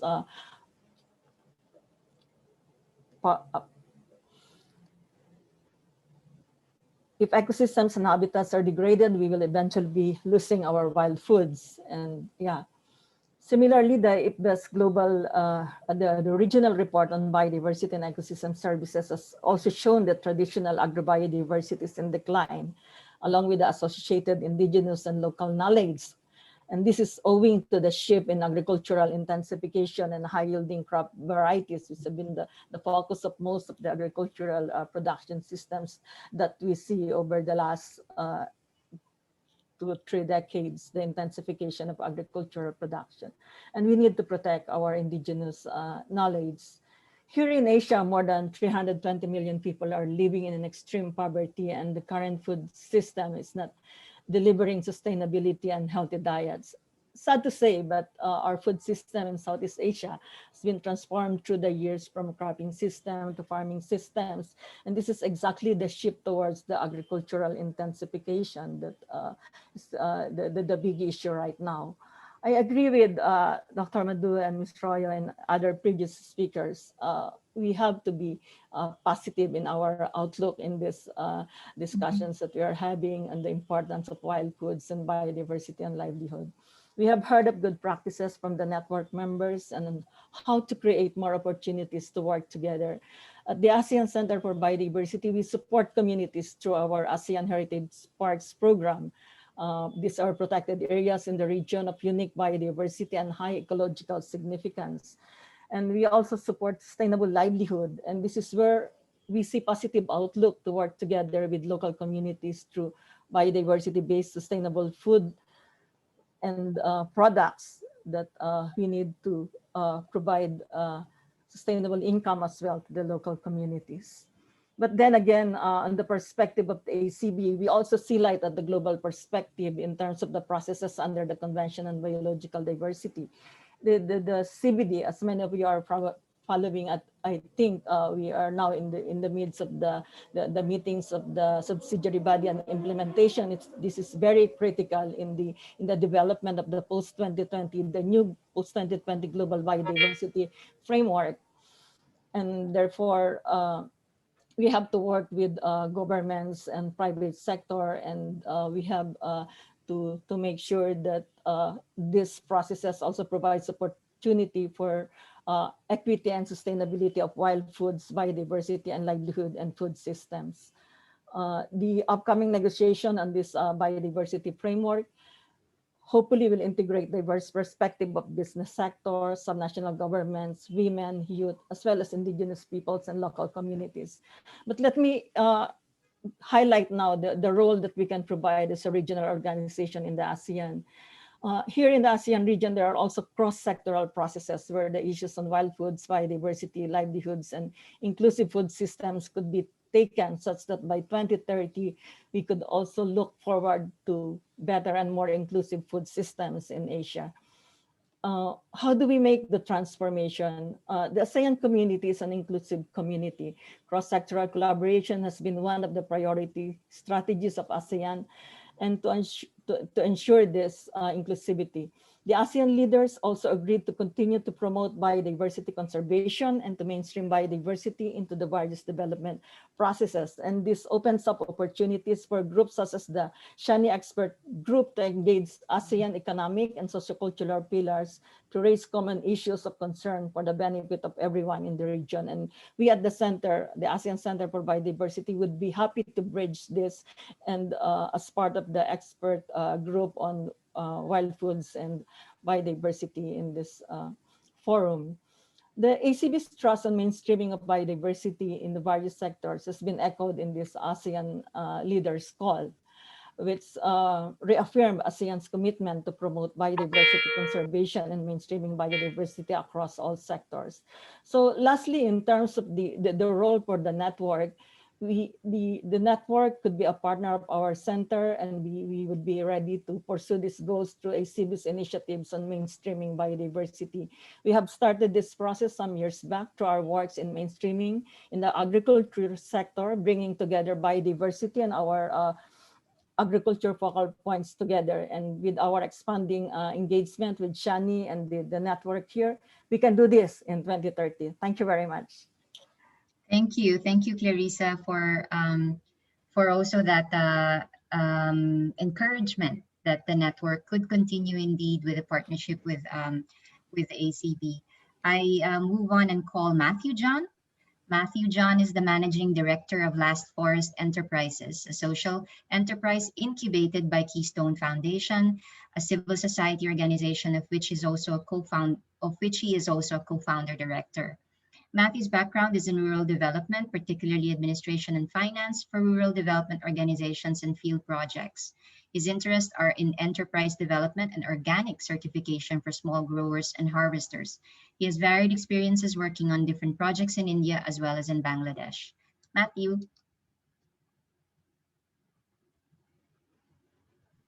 Thank you, Femi. I'm not going to stick to those 3 points that you sort of put out. Sure. Because I think people who've been sharing and speaking before me, I think they've covered many of those things. And I'm sort of going to ramble a little bit, especially after hearing many of these speakers, and maybe emphasize 3 or 4 points that I think we should take away from this interaction. Yesterday, when we all celebrated the International Women's Day, and we had a celebration here on our campus, and we had close to 200 people on campus, and looking at many of those indigenous community, especially women who are here, and the thought that went through my head is that these women who are part of our ecosystem, the forest ecosystem, and many times they are completely the invisible part of the entire process or outlook. And many of the times, these are the people who carry that knowledge along with them, who pass it on to their children. And we never consider them in our policy making, in our planning. And for me, yesterday, when I saw them as stewards of this ecosystem, those landscapes that they are a part of. And without their knowledge, without their interaction with that ecosystem and that landscape, those landscapes would not remain for long. And I think they have to be very much a part of our thought process as we plan for the future. Because that knowledge, if they do not pass on to their children, we lose a huge part of that knowledge system that will be really difficult to fill that gap. The other thing, when I again look at these women, is that we never look at them as leaders. We look at them only, most of the time we look at them when we talk about wild foods, people who are collecting, people who are harvesting. We're not looking at them as people who are leading their communities. And most of the time we leave it just to that level of collection or harvesting. But if we're talking about making these communities sustainable, and we need to look at small scale enterprises that need to be built around these systems, and what Teddy was talking about right up in the beginning of enterprises, I think that's something that we need to take forward. We see even in the fair trade world, more than 70% of enterprises are led by women. And we tend to forget that. And so we need to give them that capacity to be able to take these enterprises forward. What I want to leave behind as we look at the future is, I think that many of the discussions that we have, we do not become gatekeepers to these communities. We do not make decisions for them. Are we giving them the tools by which they become the decision makers? Because we tend to ring fence them with our thoughts and our ideas, which we bring from outside. And I think it's important that we give them those spaces where they are able to make decisions for their communities, for their landscapes. And so many times, I think if we don't link women and their households to the policies that we want to make, I think many of the ideas that we will take forward will be very half-baked. So I leave with these thoughts that yes, a network would be fantastic, but I think we need to put women in that right up there in the forefront. Thank you. Thank you, Matthew, for that thoughtful reminder to us about women, where they should be placed in this whole discussion. They are at the forefront and taking leadership, and really a reminder about who needs to be part of the network moving forward. And again, our role in this whole facilitation, that we are just facilitators and not really the doers in a sense. I would move to Dr. Ramon Razal. Dr. Ramon Razal is the professor and former dean at the University of the Philippines in Las Bañas, the College of Forestry and Natural Resources, and recently have been awarded, so congratulations, Dr. Razal, by the National Research Council of the Philippines for achievement in agriculture and forestry. He's a professor at the College of Forestry and Natural Resources and has served 2 terms as president of the National Research Council of the Philippines. He teaches non-timber forest products and other forest products utilization courses.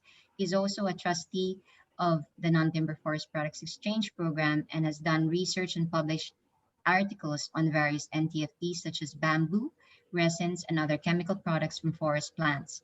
And he's co-author of The Wild Tastes in Asia, Coming Home to the Forest for Food. Dean? Thank you, Femi.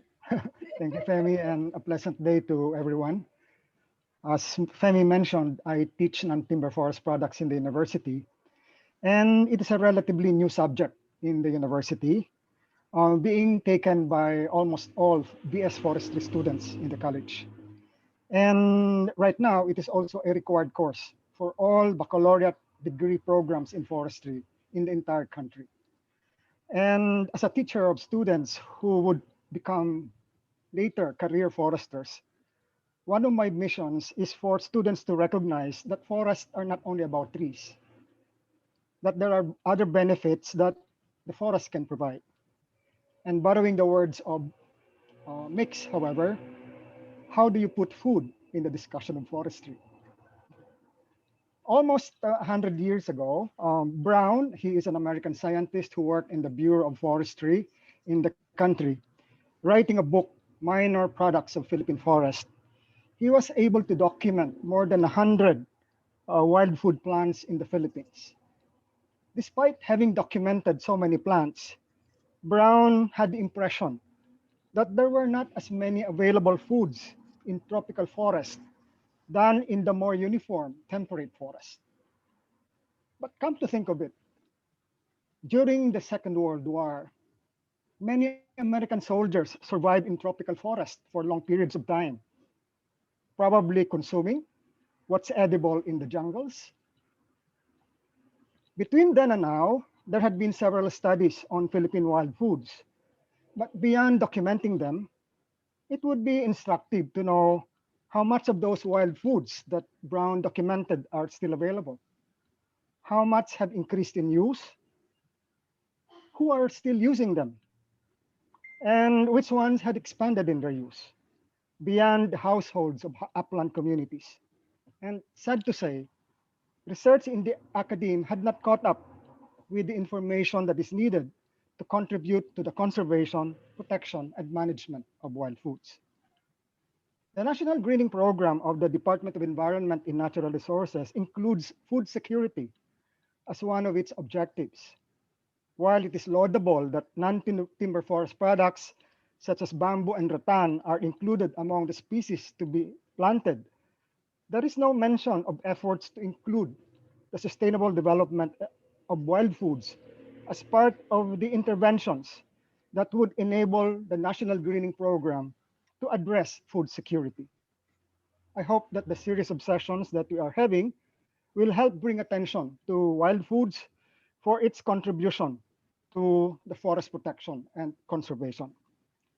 As for the network, I envision the network that will serve as a bridge to the professions, a bridge to the researchers, a network that will bring together the young, the women, and more especially, and most especially, of course, the indigenous communities, because much is at stake for them, much can be learned from them, and much can be lost from them.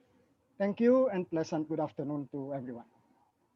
Thank you very much, Dr. Ramon Razal, and also expressing the unifying role, the bridging role of a network like the Wild Foods Biodiversity and Livelihood Network.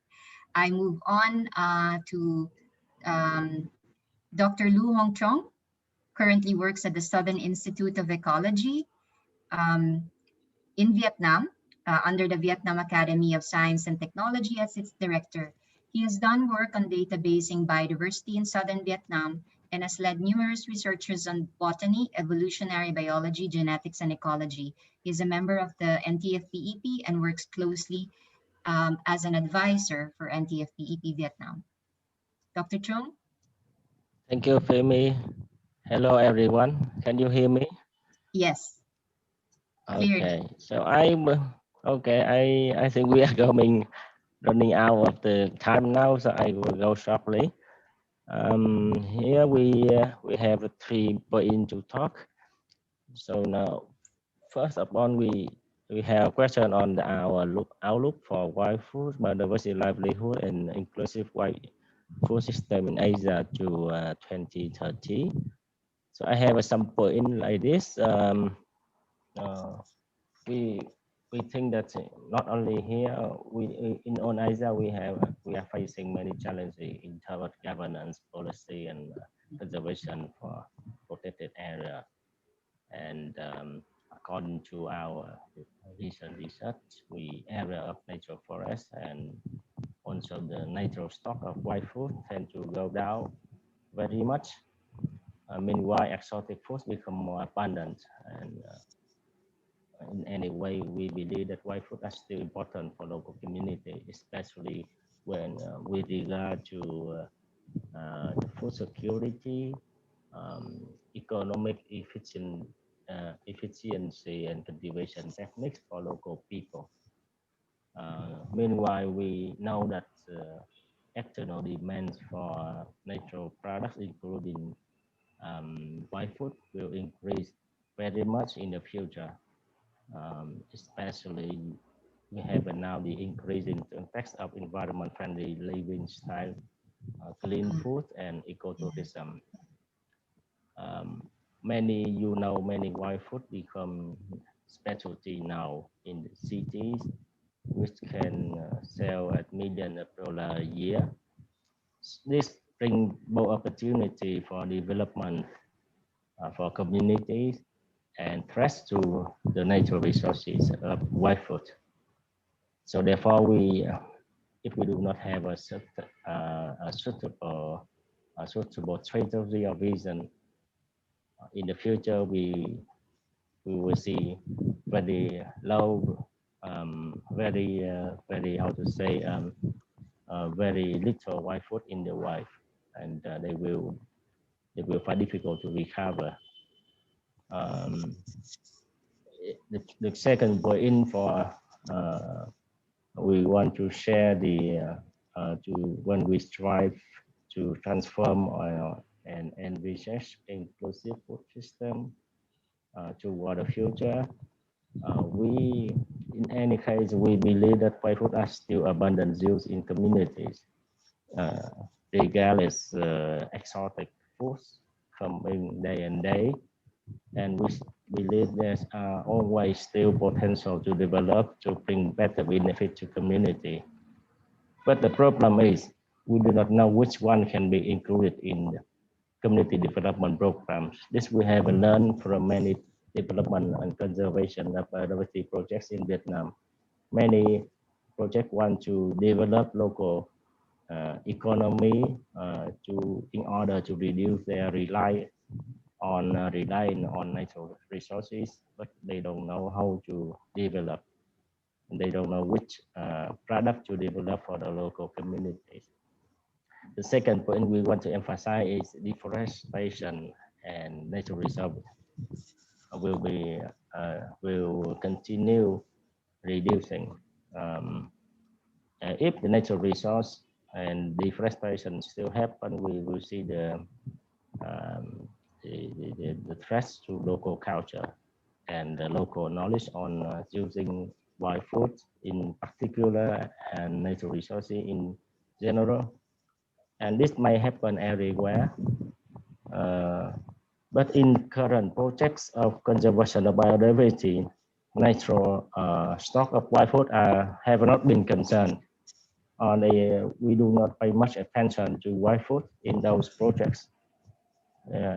As I said before, including development project for communities. This is because we lack of understanding.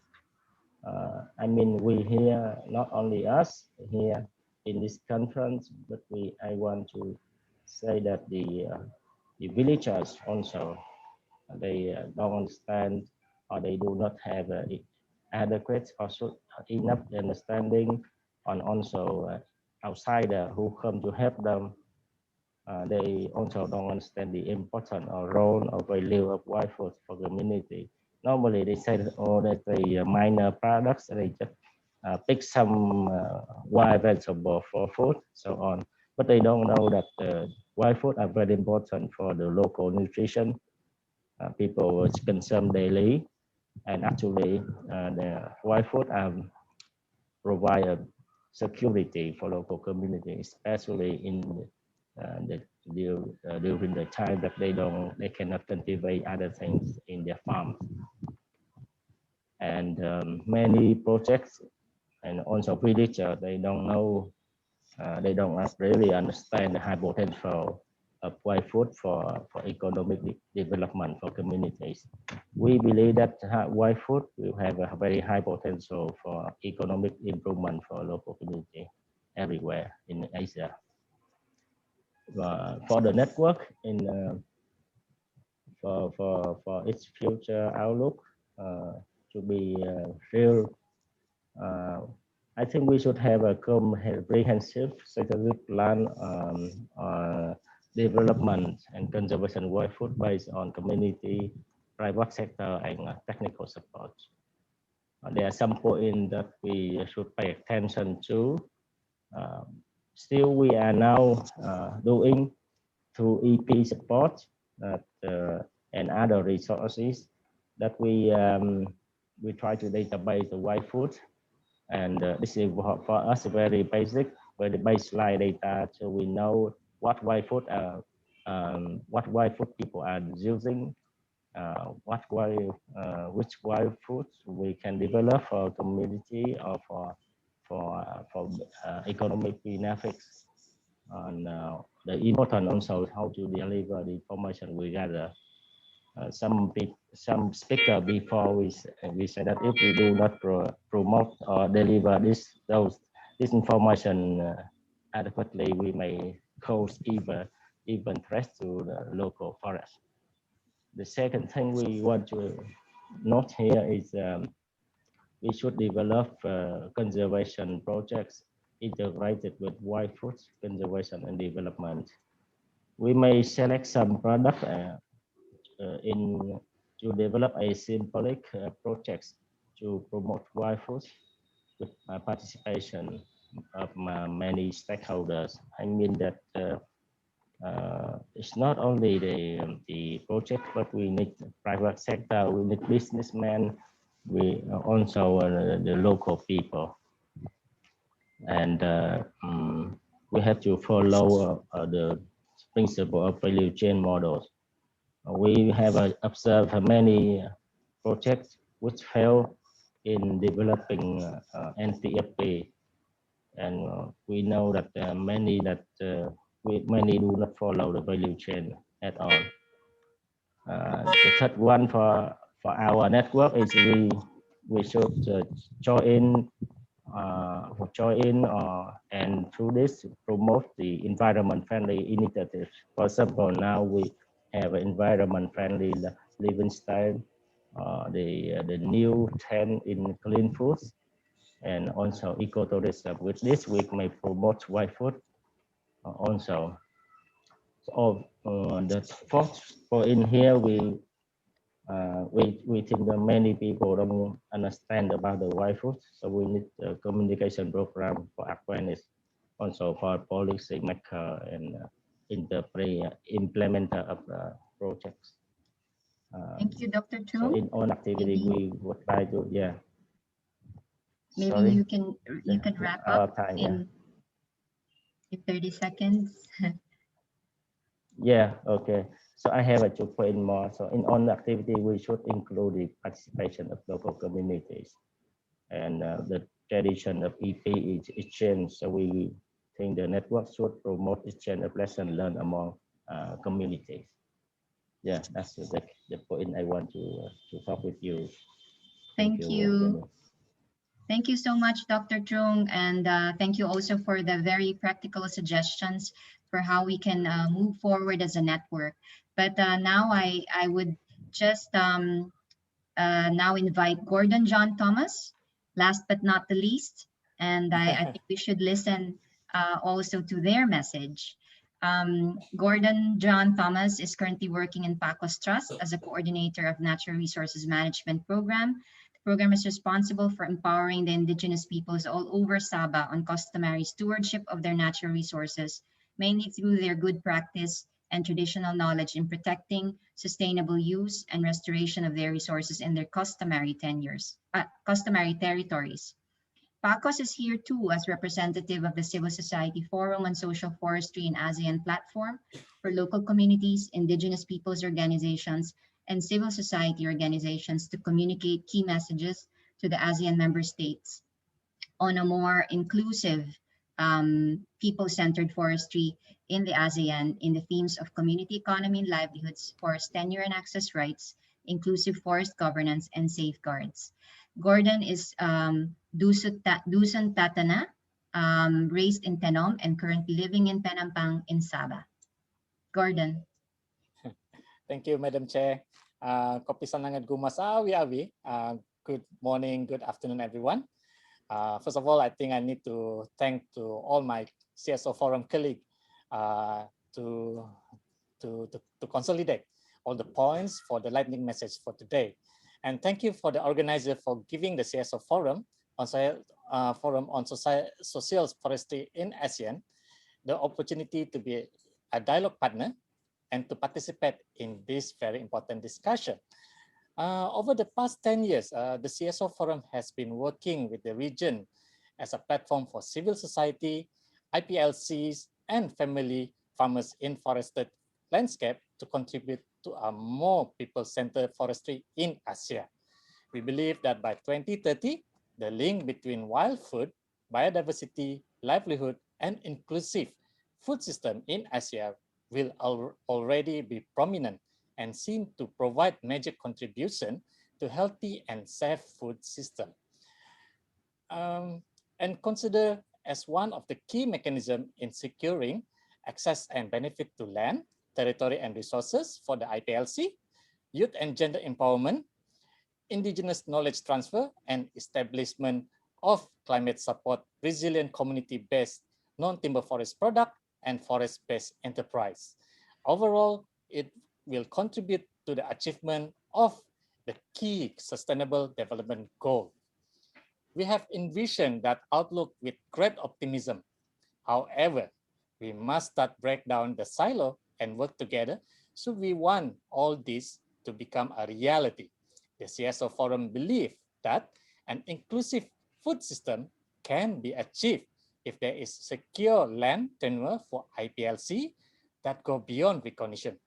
Land control and ownership of forests for IPLCs was identified as one of the key factors to achieving poverty eradication, zero hunger, and gender equality. Going beyond tenure security means that government and stakeholders also ensure that IPLC, which include women and youth, have meaningful participation in policy and decision-making processes and mechanisms, particularly on land use and resource management for food system across all levels. An inclusive food system promote, recognize, and respect the important role and contribution of IPLC, especially the women and youths in biodiversity, conservation, and sustainable use of their land and resources, including mainstreaming gender, indigenous knowledge, documentation, and knowledge transfer. The recent gender outlook in Asia, for instance, recognized the remarkable process on gender equality and poverty reduction. However, it also identified the need to further improve gender data desegregation and for achievement and gain to trickle down and reach more vulnerable groups of women. An inclusive food system needs to provide a safe space and a platform for civil society organization IPLC women and youth to discuss, collaborate, and exchange ideas on important evidence-based information on food system, biodiversity, and livelihood, provide and promote grievance mechanism and safeguards such as FPIC that can help in protecting its advocates and the important works that they do. An inclusive food system must recognize and promote climate support, nature-based model, and governance mechanism that advocates indigenous and traditional knowledge in forest management and strengthen the role of women and youths in forest governance, such as Indigenous Community Conserved Area or ICCAs or the Territory of Life, the local conservation initiative, and important traditional land management and governance, such as the Hutan Adat and Tagal, and the traditional shifting cultivation, among many others. And finally, an inclusive food system must support sustainable climate adaptive enterprise and facilitate capacity building and strengthening with ample and need-based financial and technical support to IPLC, especially the women and the youths. So we welcome the work of Wild Food, Biodiversity and Livelihood Network in Asia that can provide and serve as another important safe platform to synthesize and develop specific policy and practices recommendation. A relevant network that can also add value, strength, and support to existing platform in amplifying key message and raising awareness on inclusive food system that prioritize healthy forests, healthy people, and healthy food for everyone. So, Ponsiko, terima kasih, selamat, thank you, and good day, everyone.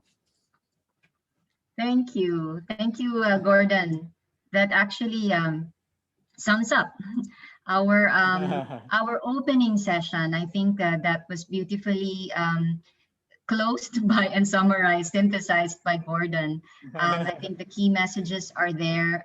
We have run out of time, and I thank everyone who has stayed until now, even a half an hour late. Diana will still say a few things before we close, but I would like to just thank everyone again from our keynote speakers and from the entire expert group on wild foods, biodiversity and livelihood. This is the opening session, and the messages that you have heard are basically kickstarters of discussions that are to happen and are invited in the next few days. So the messages here will be elaborated, and the recommendations of how we as a network can potentially continue to work towards inclusive food systems to 2030. These will be further elaborated in more discussions in the coming week. I would just would not attempt to summarize and go through some of the highlights per block of the discussions, but just to leave off with a note of the point that Nonette said about protecting the integrity of the forest and protecting the integrity of indigenous knowledge, particularly around wild foods. And that means, as Madhu said, we give back. We give back to the people themselves who own the territories, who own the knowledge, about wild foods, biodiversity, and their own customary livelihoods. I think that's the essence here, and how we can, as a network, better be able to achieve that as part of a future reality that we hope that we can see until up to 2030. So thank you very much. One more reminder, I know that there has been a number of questions that have been posted and several chats. Thank you for the encouragement. Thank you also for the affirmation of the good messages. But as far as the questions are concerned, we will make sure that these are answered. And this is also to invite you to please visit wildfoodsasia.com every day if you can, because the updates for each of the sessions and the day will be posted there, including all questions that have been all questions that have been posed with a recap of the answers or responses from the speakers or from the organizers. So thank you, and I will now give back to Diana. There's also a poll that you will see on the screen. Please submit them. Just answer the poll, and I'll turn you over to Diana now. Thank you. Thank you, Ms. Femi, and thank you everyone for staying on. Just a few announcements before we all go and before we take our class picture. So I quickly want to advertise the side events and the main events that we have for tomorrow. So tomorrow we have an exciting side event coming up. Wow. It's called What's Cooking? Discovering Wild Tastes in Asia, where we will be featuring wild food stories and recipes from Thailand, Indonesia, and the Philippines. So it happens at 10:30 to 11:30 a.m. Manila time, and we hope that you can all join us for this session. The next session for tomorrow afternoon, same time as we have now, 3 to 5 p.m. is, next slide, please. The main event, the presentation of country situation papers on the state of wild foods in South and Southeast Asia. So it happens tomorrow as well, 3 to 5 p.m. Manila time. If you haven't registered yet, you can go to wildfoodsasia.com and click on the registration link to join us again for tomorrow. And so we before we all go and call it a day or a night, we hope that all of you have registered to all of the events if possible, because we have a lot of exciting side events and main events up until Friday this week. So yes, now that Christina has all moved you to the main room, may we request like a few minutes of your time to please open up your camera so we can all take a quick picture as a souvenir or for posterity for this afternoon. So let's wait for people to open their camera and go to gallery view to say hello to everyone in the room. And if we can all pose, you're free to smile or do your own pose. And we will also put this up on the Wild Foods Asia website. So Christina and Grant and Robin, may I invite you to take a picture of the group page by page. Christina, over to you. Thank you. Thanks, Diana. All right, I will be taking a group photo. So everybody, if you would like to turn on your cameras very quickly. We have 3 pages, so we'll take a couple of shots. So hold your poses for a while. I'll take the first one now. 1, 2, 3, smile. The next one. 1, 2, just give me a second. All right, 1, 2, 3, smile.